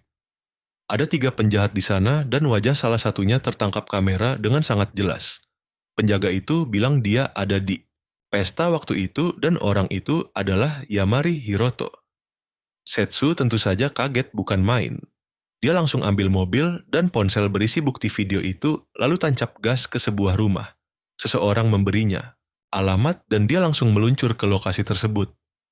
Berdiri di depan rumah dengan amarah memuncak pada Yamari, dia bersumpah tidak akan melepaskannya karena berani mengusik keluarganya. Seorang pria dengan tangan patah bertanya apa dia punya urusan dengan Hiroto. Kesal karena orang-orang ini menculik bibinya Setsu menyuruh bawahan itu untuk mengantarnya. Pria itu bilang bosnya ada di dalam mansion. Sekarang lalu menunjuk arah jalan. Setsu melihat banyak bawahan yang babak belur dan penasaran apa mereka ini orang biasa. Dia melihat pelayan lain yang terluka parah sedang memberikan air pada karakter utama kita. Sampai akhirnya dia sadar ada tamu. Setsu datang mengamuk, menuduh karakter utama kita dan menuntut anak buahnya melepaskan sang bibi. Kalau dituruti, dia janji bakal melupakan insiden ini. Pahlawan kita malah bingung dan gak paham soal anak buah atau bibinya. Makin emosi Setsu menunjuk wajahnya menuduhnya sebagai penculik. Hiroto benar-benar tidak tahu kalau Nana diculik dan sama sekali tidak paham kenapa Setsu mencurigainya. Perhatikan, baik-baik ini seru. Setsu menyuruhnya berhenti pura-pura bodoh karena dia bawa bukti telak wajahnya terekam jelas di kamera. Hiroto sadar kalau pria di video itu pakai wadah spiritual untuk memalsukan wajahnya demi menculik bibi Nana. Setsu mengerahkan energi tubuhnya menyuruhnya mengembalikan sang bibi sekarang atau dia bakal pakai kekuatan kultivasinya buat menyerang. Namun pahlawan utama kita membantah dan menyuruh bawahan barunya jadi saksi. Saat ditanya mereka kompak bilang terus nemenin Hiroto semalaman. Setsu ngegas dong kalau gitu kenapa wajahnya bisa terekam sangat jelas di kamera padahal dia di sini semalaman. Pahlawan kita nunjukin video dari lokasi lain yang nampilin wajah Sumojo lagi duduk sedih tapi itu palsu. Di video itu Yasuhiro Yosa menjelaskan kalau dia ini cuma kembaran Sumojo yang biasanya jadi pengawal tapi di pesta itu dia jadi pemeran pengganti.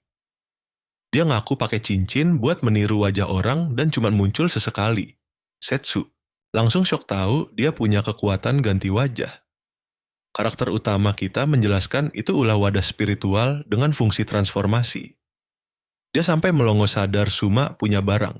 Langkah yang cuma diwariskan turun-temurun di keluarga bangsawan. Joe sengaja memancing emosinya dengan menculik Nana pakai wajah Hiroto.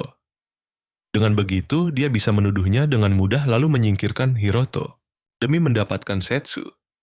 Gadis itu berniat melabrak Suma, tapi karakter utama kita melarang karena nyawa bibinya bisa melayang.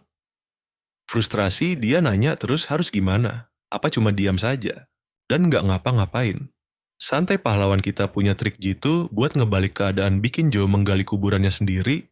Sementara itu kita melihat Tuan Suma sedang memakai kekuatannya untuk menyerap energi kehidupan orang lain. Dia merasa energi orang biasa itu membosankan meski kekuatannya terus bertambah. Biksu gendut bilang manusia normal nggak akan kuat nahan efek samping latihannya. Kalau dia menyerap, anggota sekte 100 herbal dia bakal bisa menguasai seni bayangan sepenuhnya. Kalau dia berhasil mencapai level 1 kultivasi, dia bakal dapat posisi penting bareng tetua keluarga Ama. Setelah itu dia akan merekomendasikan biksu itu ke masternya di sekte Zen. Biksu itu berterima kasih karena itu sebuah kehormatan. Lalu biksu kurus melapor kalau Kosaka sudah menangkap Yamari tadi malam dan nanya Suma menyuruh mereka membawa tawanannya ke kuil Kogan dan jangan diganggu dulu. Setelah mencederai lidahnya sendiri, dia bakal biarin Yuki yang membereskannya. Di kuil Kogan, seorang pria menyuruh anak buahnya jaga mulut karena mereka ditugaskan menjaga artefak di sana. Seorang penjaga ngeluh capek sembunyi di balik petinggi kayak pengecut. Terus bos Joe tiba-tiba nongol dan semuanya langsung pura-pura nggak ngomongin dia lalu memberi salam. Mengira dia datang buat sidak mereka menyuruhnya memeriksa semuanya, Joe malah nyuruh Hargaya buat memastikan semua orang membuang alat. Komunikasi pas ninggalin kuil. Dikasih perintah gitu Hargaya langsung kaget girang. Ya iyalah Tuan Joe baru saja manggil namanya, padahal itu jarang banget terjadi. Para penjaga kuil datang bawa fan buat menyerahkan Yamari ke Suma, lalu seseorang bertopeng mengancamnya agar tidak bertingkah. Nah kamu dan aku pasti tahu apa yang bakal terjadi saat Hiroto sampai si pria berambut putih kesenengan. Pahlawan. Kita bertanya apa rencana busuknya. Santai aja dia jawab, nggak nyangka hari ini bakal datang karena udah ada rasa percaya di pesta itu. Dengan senyum licik, dia ngatain Yamari serangga sampah karena berani ngobrol sama Yuki di depannya. Kesalahan terbesarnya adalah kerja buat Hashimoto dan harusnya dia sendiri yang menghabisi Hiroto. Ternyata Hashimoto itu bawahan Joe. Yamari jelas pengen tahu alasan kenapa dia seniat ini. Alasannya simpel sih.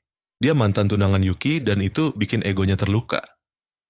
Lagi pula Yuki itu sempurna dan sudah ditakdirkan buat jadi miliknya seorang, bukan milik orang lain. Pahlawan kita sampai geleng-geleng tahu alasan konyol di balik perburuannya. Joe bilang membunuhnya sekarang cuma buang waktu dan serangga sepertinya nggak akan paham karena dia tidak akan pernah merasakan tindakan dewa. Melihat aura spiritual yang meledak-ledak di sekitarnya karakter utama kita, sadar dia mau pakai jurus mematikan. Energi kehidupan Nana Hashisu itu gila banget meski dulu tekniknya dianggap ampas pas dia masih hidup. Kalau kamu bisa menyerap bayangannya, kamu bakal jadi kultivator dan pantas dipanggil dewa. Pahlawan kita nanya santai, bukannya lebih baik kalau bos gila ini menyingkirkannya. Sekarang saja, Joe mikir Yuki pasti sangat ingin menghabisi Yamari sekarang. Dan dia sengaja meninggalkan rekaman penculikan Nana yang artinya orang yang menculik dan membawanya pergi malam itu adalah Joe sendiri. Dia bilang gitu sambil mengubah wajahnya jadi mirip Hiroto. Pahlawan kita langsung paham siasat busuk Joe yang memakai wajahnya lalu membongkarnya keras-keras. Suma kebingungan sampai penjaga yang pakai masker dan topi itu buka penyamaran dan kejutan itu Yuki. Dia bilang sudah dengar semuanya dengan sangat jelas dan tahu kebenaran soal penculikan bibinya bikin si Joe langsung jantungan. Seharusnya gadis berambut biru ini nggak ada di sana buat dengar hal itu. Joe panik ngeles kalau bibinya baik-baik saja dan omongannya tadi cuma candaan. Yuki tentu saja masa bodoh dengan alasan basi itu dan menuntut mereka mengembalikan bibinya sambil melepaskan aura spiritual. Kalau tidak, Joe dan keluarga Ama bakal nyesel seumur hidup. Joe teriak kalau Yamari yang memanfaatkannya dan karakter utama. Kita membalas dengan santai kalau Joe sendiri yang ngaku membuktikan betapa bodohnya dia. Joe makin syok rencananya hancur berantakan. Yuki sudah menghubungi keluarga Hoshikawa dan menyuruh Hiroto mundur karena ini bukan tempat buat orang biasa sepertinya. Suma ngamuk mengingatkan kalau dia juga seorang kultivator, lalu menyuruh biksunya menyerang karena Hiroto jadi sok jago di depan Yuki. Gadis itu langsung pasang badan di depan Hiroto dan bersumpah nggak akan membiarkan mereka menyentuhnya, benar-benar melindunginya.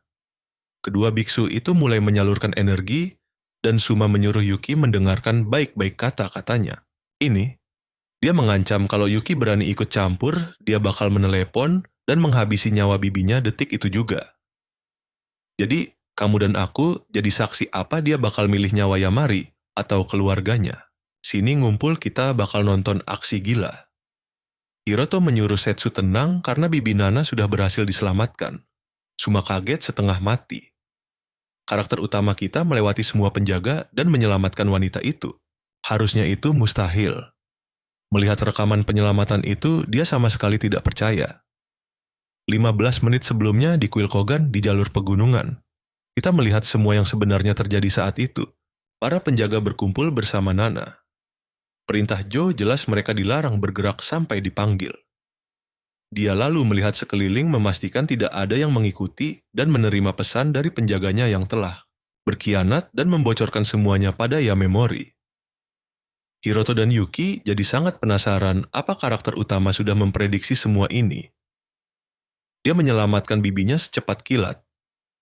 Mereka mulai curiga apa dia sungguh Yamemori yang mereka kenal selama ini. Suma dan Joe menyuruh para biksu menghabisi Hiroto.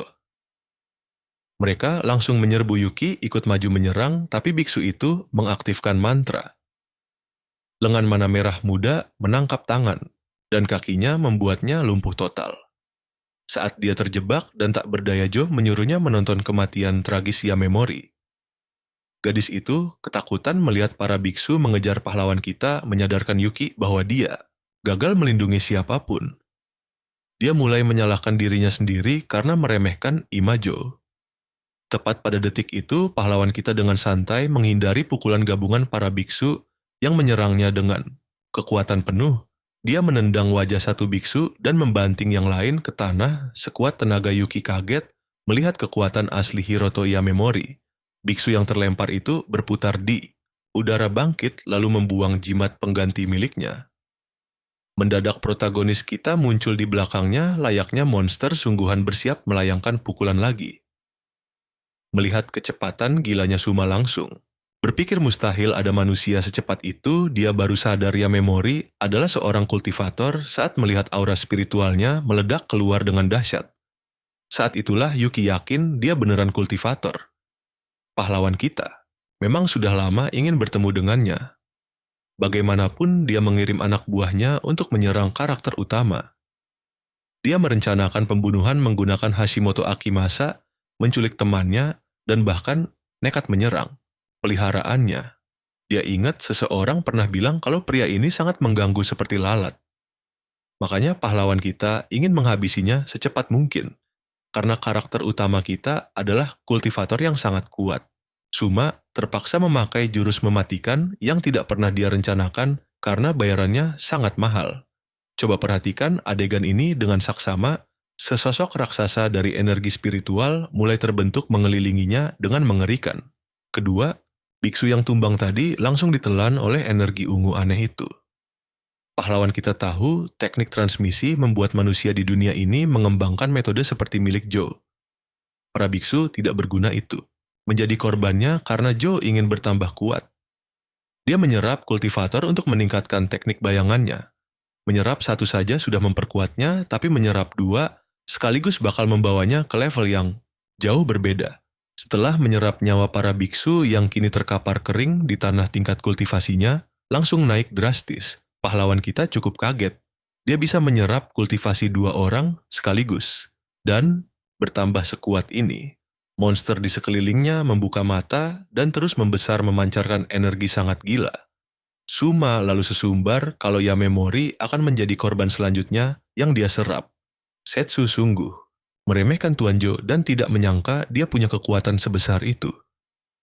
Dia merasa bersalah telah membawa pahlawan kita ke tempat berbahaya ini untuk menderita. Dia berteriak pada Suma agar melepaskan Yamemori dari urusan ini.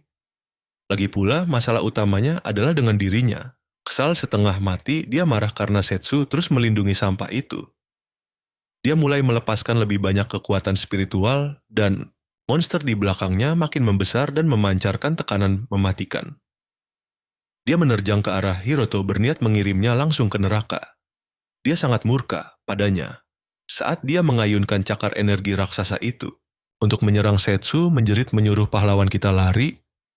Saat cakar itu terlihat mengenai dirinya, dia ternyata menghindar dengan sangat sempurna.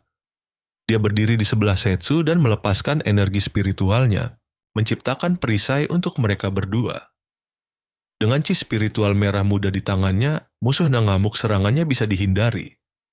Pahlawan kita mengaktifkan kultivasi tahap 1 dan aura biru langsung meledak. Di sekelilingnya menekan balik aura si penjahat.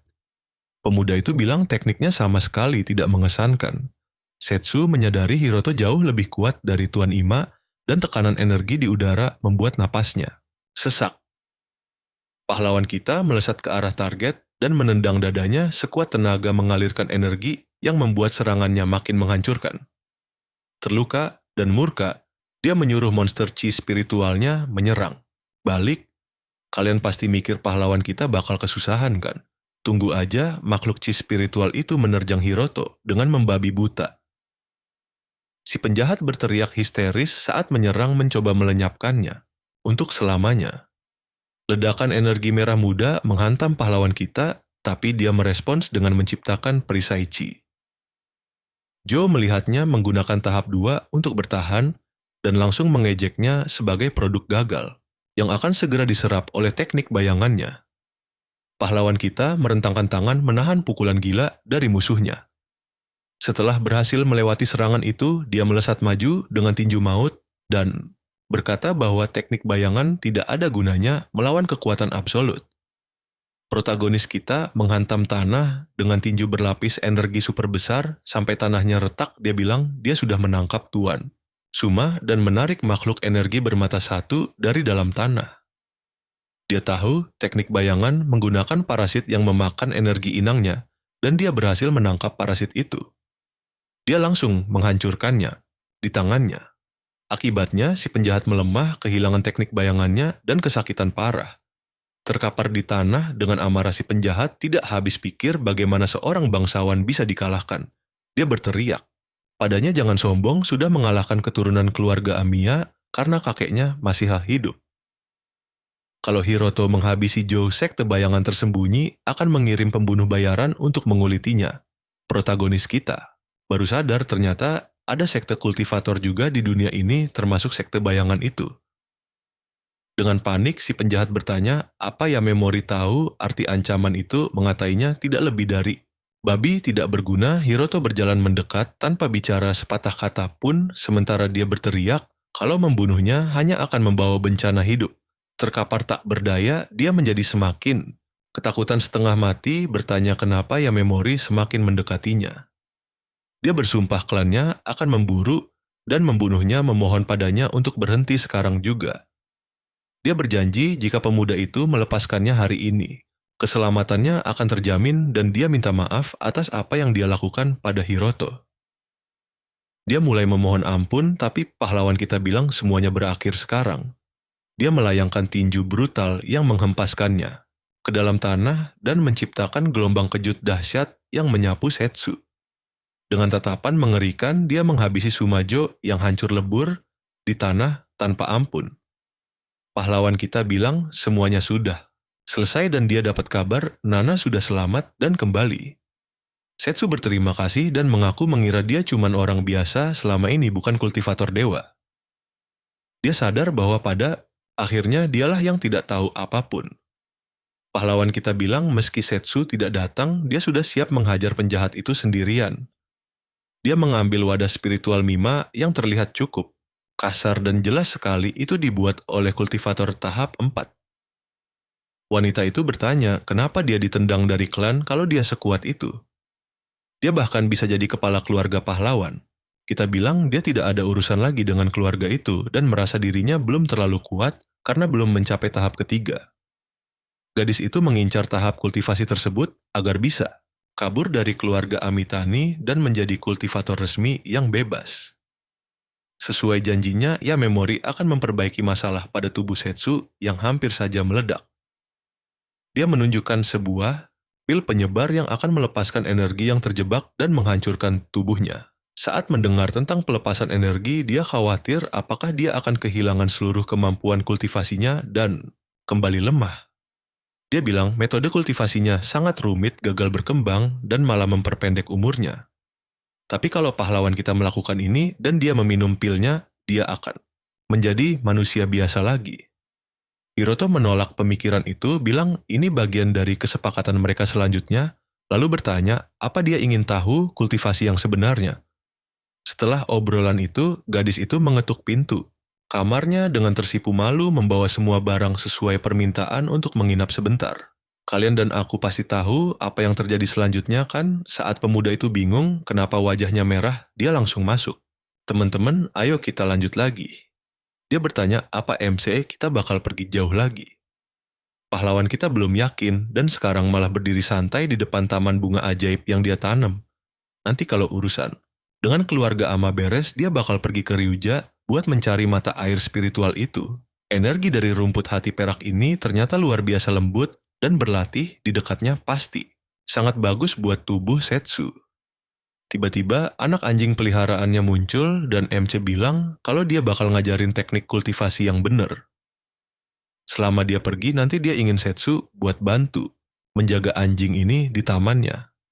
Gadis itu langsung suka dan nanya siapa nama anjingnya. MC bilang hewan ini belum punya nama dan Setsu protes. Nama itu penting buat menunjukkan eksistensi di dunia ini, jadi MC harus memberinya nama. Pahlawan kita akhirnya memanggilnya Roku dan anjing itu menggonggong senang seolah suka banget. MC milih nama itu dari sosok di kehidupan masa lalunya. Seseorang yang dulu melatihnya. Sosok Roku inilah yang mengajarinya ilmu bela diri. Setelah itu Setsu mandi lalu nanya dia bakal tidur di kamar mana. MC nyuruh dia pakai kamar tamu yang kebetulan sudah bersih. Dia nanya gimana nasib keluarga Ama dan MC santai bilang semua udah beres. Tapi Ama Jo nggak mungkin sembunyi dari petinggi keluarganya. Di atas gunung keluarga. Ama kita lihat Jo lagi menemui keluarganya. Mereka nanya apa pamannya keluar dari pertapaan hari ini dan Jo langsung merinding pas melihat pintunya terbuka. Begitu gerbang terbuka lebar seekor, monster buas raksasa keluar. Tiba-tiba, seorang kakek tua bilang 5 tahun itu cuma sebentar buat kultivator, dan melihat semua orang menunggu kakek tua ini, bikin dia merasa sangat terhormat. Amotakuzo, kakek buyut Jo muncul gagah di atas singa hitam bermata emas. Mereka langsung memberi selamat karena berhasil menembus tahap ketiga. Sekarang dia adalah dewa legendaris dan mereka berdoa agar umurnya makin panjang dan makmur. Sang tetua tertawa puas setuju dengan mereka. Dia lalu menyuruh Jo mendekat. Dia nanya nasib si Aib keluarga Yamore. Jo beralasan kalau anak itu sangat tidak berguna dan pada akhirnya dia gagal membereskan Herodoto. Nah perhatikan bagian ini teman-teman. Kakek buyutnya langsung murka karena Jo gagal mengurus satu bocah itu. Tetua itu bilang anggota klan Ama. Nggak boleh ngomong gitu. Pilih kasih atau tidak, Jo tetap bisa dibuang. Kalau dia nggak sanggup, Juko sendiri yang akan turun tangan. Oka Juko dan Tairo Chikaga langsung diperintahkan oleh sang tetua pergi ke kota Noei. Kalau mereka berdua tahu info rahasia Juko itu bakal jauh lebih baik. Sementara itu Setsu malah bangun jam 5 pagi buat latihan kultivasi dan ngomel karena dia bahkan nggak pernah bangun sepagi ini cuman buat ke spa. Eroto menjelaskan kalau jam 5 pagi itu chi spiritual lagi melimpah dan latihan keabadian bakal ngasih hasil. 2 kali lipat MC menyuruhnya minum cairan dari sebuah cangkir sebelum mulai berkultivasi. Gadis itu meminumnya dan mendadak merasakan aura hijau mengelilingi tubuhnya. Dia kaget dan nanya apa yang barusan terjadi. Herodoto bilang ini cuma versi ringan dari pil pengumpul energi. Pil aslinya bakal terlalu keras buat tubuhnya saat ini. Gadis itu butuh asupan energi spiritual yang sangat lembut. Ramuan lembut kunyit dan peterseli dicampur inti pil ini sangat sempurna buat tubuhnya. Di benua lamanya di kehidupan sebelumnya, racikan ini dipakai untuk bayi baru lahir. Dia sadar kalau orang-orang di dunia ini punya fisik yang sangat lemah. Dia nyuruh Setsu cepat ganti baju karena dia akan mengajarinya metode asli kultivasi dewa. Di sebuah alun-alun, mereka berdua duduk bermeditasi di atas bebatuan dan Setsu merasa super malu berlatih di tempat terbuka begini. MC menjelaskan makin dekat ke alam makin bagus buat menyerap chi spiritual dan taman hutan ini adalah tempat terbaik. Beberapa orang tua di sana bingung melihat kelakuan dua anak muda itu lalu sadar mereka sedang kultivasi. Mereka mikir gadis itu pasti deket banget sama si cowok karena mau melakukan perjalanan ini bareng-bareng. Melihat gadis itu mulai gelisah, Herodoto langsung menyuruhnya fokus dan merasakan energi spiritual di sekitarnya. Metode Setsu sebelumnya itu terlalu memaksa untuk menahan chi spiritual, dan tubuhnya malah menahan energi buas lainnya. Orang biasa nggak bisa melihat energi itu, nggak bisa memakainya, apalagi melindungi tubuh mereka. Tapi hebatnya Setsu berhasil memecahkan mekanisme pertahanan itu. Sendirian berlatih chi spiritual akan membawa ke tahap pemurnian. Mengekstrak bagian paling murni dan menutrisi tubuh dengannya. Efisiensi pemurnian inilah yang membedakan metode asal-asalan gadis itu dengan teknik luar biasa milik MCE. Tingkat penggunaan Chisetsu cuma 40%. Dengan metode MCE, kamu bisa pakai 100% penuh, menarik energi ke tubuh butuh kekuatan spiritual dari dahi. Yang disebut platform dan Setsu harus mengosongkan pikirannya. Begitu pikirannya kosong dan dia merasakan platform itu, dia harus mengarahkannya. Setsu langsung memejamkan mata kuat-kuat dan mencoba fokus mengosongkan isi kepalanya. Dia berusaha mencarinya di dalam pikiran yang penuh energi spiritual itu. Tapi dia gagal merasakan chi-nya karena pikirannya terus-terusan dihantui oleh bayangan ayahnya yang kejam. Kalian pasti mikir dia bakal gampang nyerah kan? Orang-orang tua di sana juga mengira dia sakit karena keringatnya bercucuran. Saking kewalahannya gadis itu gagal melihat energinya, dan pahlawan kita akhirnya menyentuh dahinya dengan lembut. MC membantu Setsu menyuruhnya menutup mata dan mencoba merasakannya lagi. Dengan meminjam kekuatan spiritual MC, dia berusaha keras merasakan chi-nya. Gadis itu memaksakan diri sementara MC mengalirkan energi ke tubuhnya, dan pasangan tua tadi malah baper menganggap adegan ini sangat manis. Akhirnya, Setsu bisa melihat energi spiritual mengalir di dalam tubuhnya. Pemandangan chi itu benar-benar indah, tepat di depan matanya. MC bilang itulah wujud asli dan utuh dari roh yang nggak bisa dilihat mata telanjang.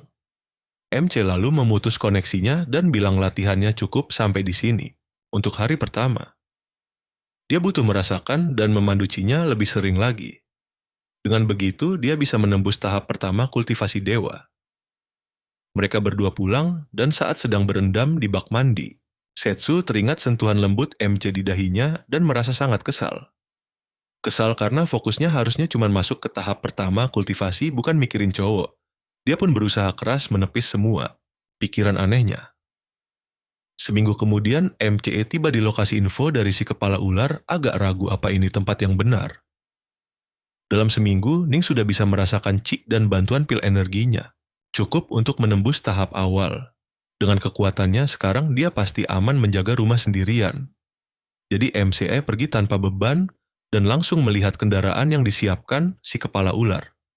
Pas naik, sopir bus itu mikir MCE kelihatan kayak anak sekolah yang mau main ke tempat berbahaya. Sopir itu bilang busnya kosong, jadi dia bisa duduk bebas di mana saja. Pahlawan kita naik. Tanpa banyak bicara dan menyadari ada beberapa orang mencurigakan duduk di sana. Sementara itu, Herodoto Yaimorei akhirnya mengikuti petunjuk informannya. Mereka baru mendarat di kota Ninggai dan Para. Penumpang mulai turun. Orang-orang ini tiba di bandara kota dan bilang mereka sudah dapat alamat bocah itu untuk segera menghabisinya. Begitu melihat bagian depan rumah Herodoto, seorang preman ingin bersenang-senang. Sedikit karena dia sudah 30 tahun tidak keluar. Untungnya, MC sudah menyiapkan gelang pelindung batu giok demi keselamatan gadis itu selama dia pergi. Kalau sedang dalam bahaya mematikan dia, tinggal memakainya seperti yang diajarkan MCE Di tempat lain, Presdir Su ditegur oleh karyawannya yang mulai kesal karena bosnya diam saja, asik melamun sambil memegang sebuah gelang. Sekretarisnya sadar kalau pria yang Presdir sukai itulah yang ngasih gelang itu dan Presdir sangat peduli padanya. Presdir lalu menyuruh Fang ikut perjalanan bisnis ke suatu tempat yang paling dibencinya. Dia akhirnya meminta bantuan Presdir Su karena dia memang salah. Nah, sementara itu kita kembali melihat MCE di dalam bus antah berantah. Perjalanannya sudah memakan waktu 6 jam, dan kayaknya semua penumpang bawa bekal sendiri buat sampai ke Luci. Tiba-tiba, bus mengerem mendadak sampai semua orang melompat panik, sopir langsung menenangkan mereka dan berjanji menjamin keselamatan mereka. Tapi detik itu juga segerombolan pencuri menghancurkan jendela dan menyerbu masuk. Mereka membawa pisau tajam dan seorang penumpang teriak kalau wilayah ini milik Hong mengira komplotan itu anggota geng bunga. Si pembunuh tanpa ampun langsung menusuk penumpang itu sampai tewas, dan percayalah teman-teman kita semua pasti nggak sabar melihat siapa target sebenarnya di bus ini. Sini kumpul bareng gue, mari kita lihat kekacauan ini. Preman ini bilang kalau semua orang di bus nggak mau ngaku siapa targetnya, nasib mereka bakal sama kayak pria malang yang sudah tewas di lantai. Nah, MC, kita langsung sadar kalau dialah yang sebenarnya mereka cari dan sekarang malah terjebak di situasi konyol ini. Salah satu preman songong menghampirinya, menyuruhnya berdiri biar wajahnya kelihatan. Karena MC kita kelihatan, mencurigakan preman itu mulai nanya apa isi tasnya. Temennya yang satu lagi nyeletuk nggak usah buang waktu, ngomong sama orang bandel, langsung habisi saja di tempat. Nggak pakai lama ngikutin perintah bosnya preman ini, langsung menarik keluar golok tajam dari dalam. Sakunya buat ngancam penumpang bus itu. Tapi astaga MC, kita tiba-tiba hilang dan cuma ninggalin embusan angin misterius yang bikin mereka kebingungan. Tahu-tahu, jagoan kita sudah muncul di belakang para preman dan langsung menghajar mereka. Dengan pukulan super brutal sampai yang pertama terbang menembus jendela. Hiroto bergumam waktunya mepet dan musuhnya datang kelewat cepat. Dua preman tersisa langsung nekat menyerang pakai semua tenaga mereka karena jagoan kita baru saja mematahkan lengan teman mereka. Nah, perhatikan baik-baik bagian ini kawan, dengan kilat jagoan kita menghantam wajah salah satunya sampai muntah darah dan terluka parah. Saat yang satu tumbang, dia sudah siap menghabisi preman terakhir dengan pukulan telak, tepat ke arah wajahnya juga. Hanya dalam hitungan detik Hiroto menghabisi semua penyerang itu tanpa keringat sedikit pun, membiarkan mereka tepar berdarah-darah. Waktu dia bilang semuanya sudah selesai, cewek bermasker dan berkerudung itu kelihatan kaget banget. MC kita lalu menyeret para preman keluar bus, mengikat mereka dan lanjut bantu benerin bus yang rusak. Sayangnya as roda busnya patah total dan mogok. Nggak ada sinyal. Ponsel sama sekali, dan kalau ada hewan buas, muncul tamatlah riwayat mereka karena nggak bisa kabur. Sopirnya ketakutan, parah bingung, setengah mati, mikirin monster apa yang bakal nongol. MC kita sih jelas bisa bertahan hidup di alam liar, tapi jalan menuju Luci bakal makan waktu lama, dan dia harus repot cari informan lagi. Cewek berkerudung itu minta diantar ke Luci, dengan syarat dia harus melindunginya sampai Kota Geban.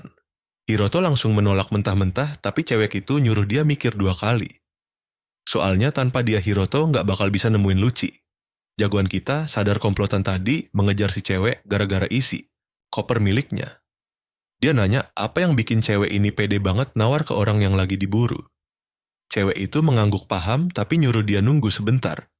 Dia pun memperkenalkan dirinya sebagai Wendong dari Lui dan bilang tahu persis MC kita ke kota bukan demi uang, tapi nyari sumber energi spiritual. Lalu dia ngeluarin sampelnya dari koper. Nah, video kali ini sampai di sini dulu. Kalau kalian setuju cerita ini makin gila, jangan lupa nyalakan loncengnya dan sampai jumpa lagi di channel Top.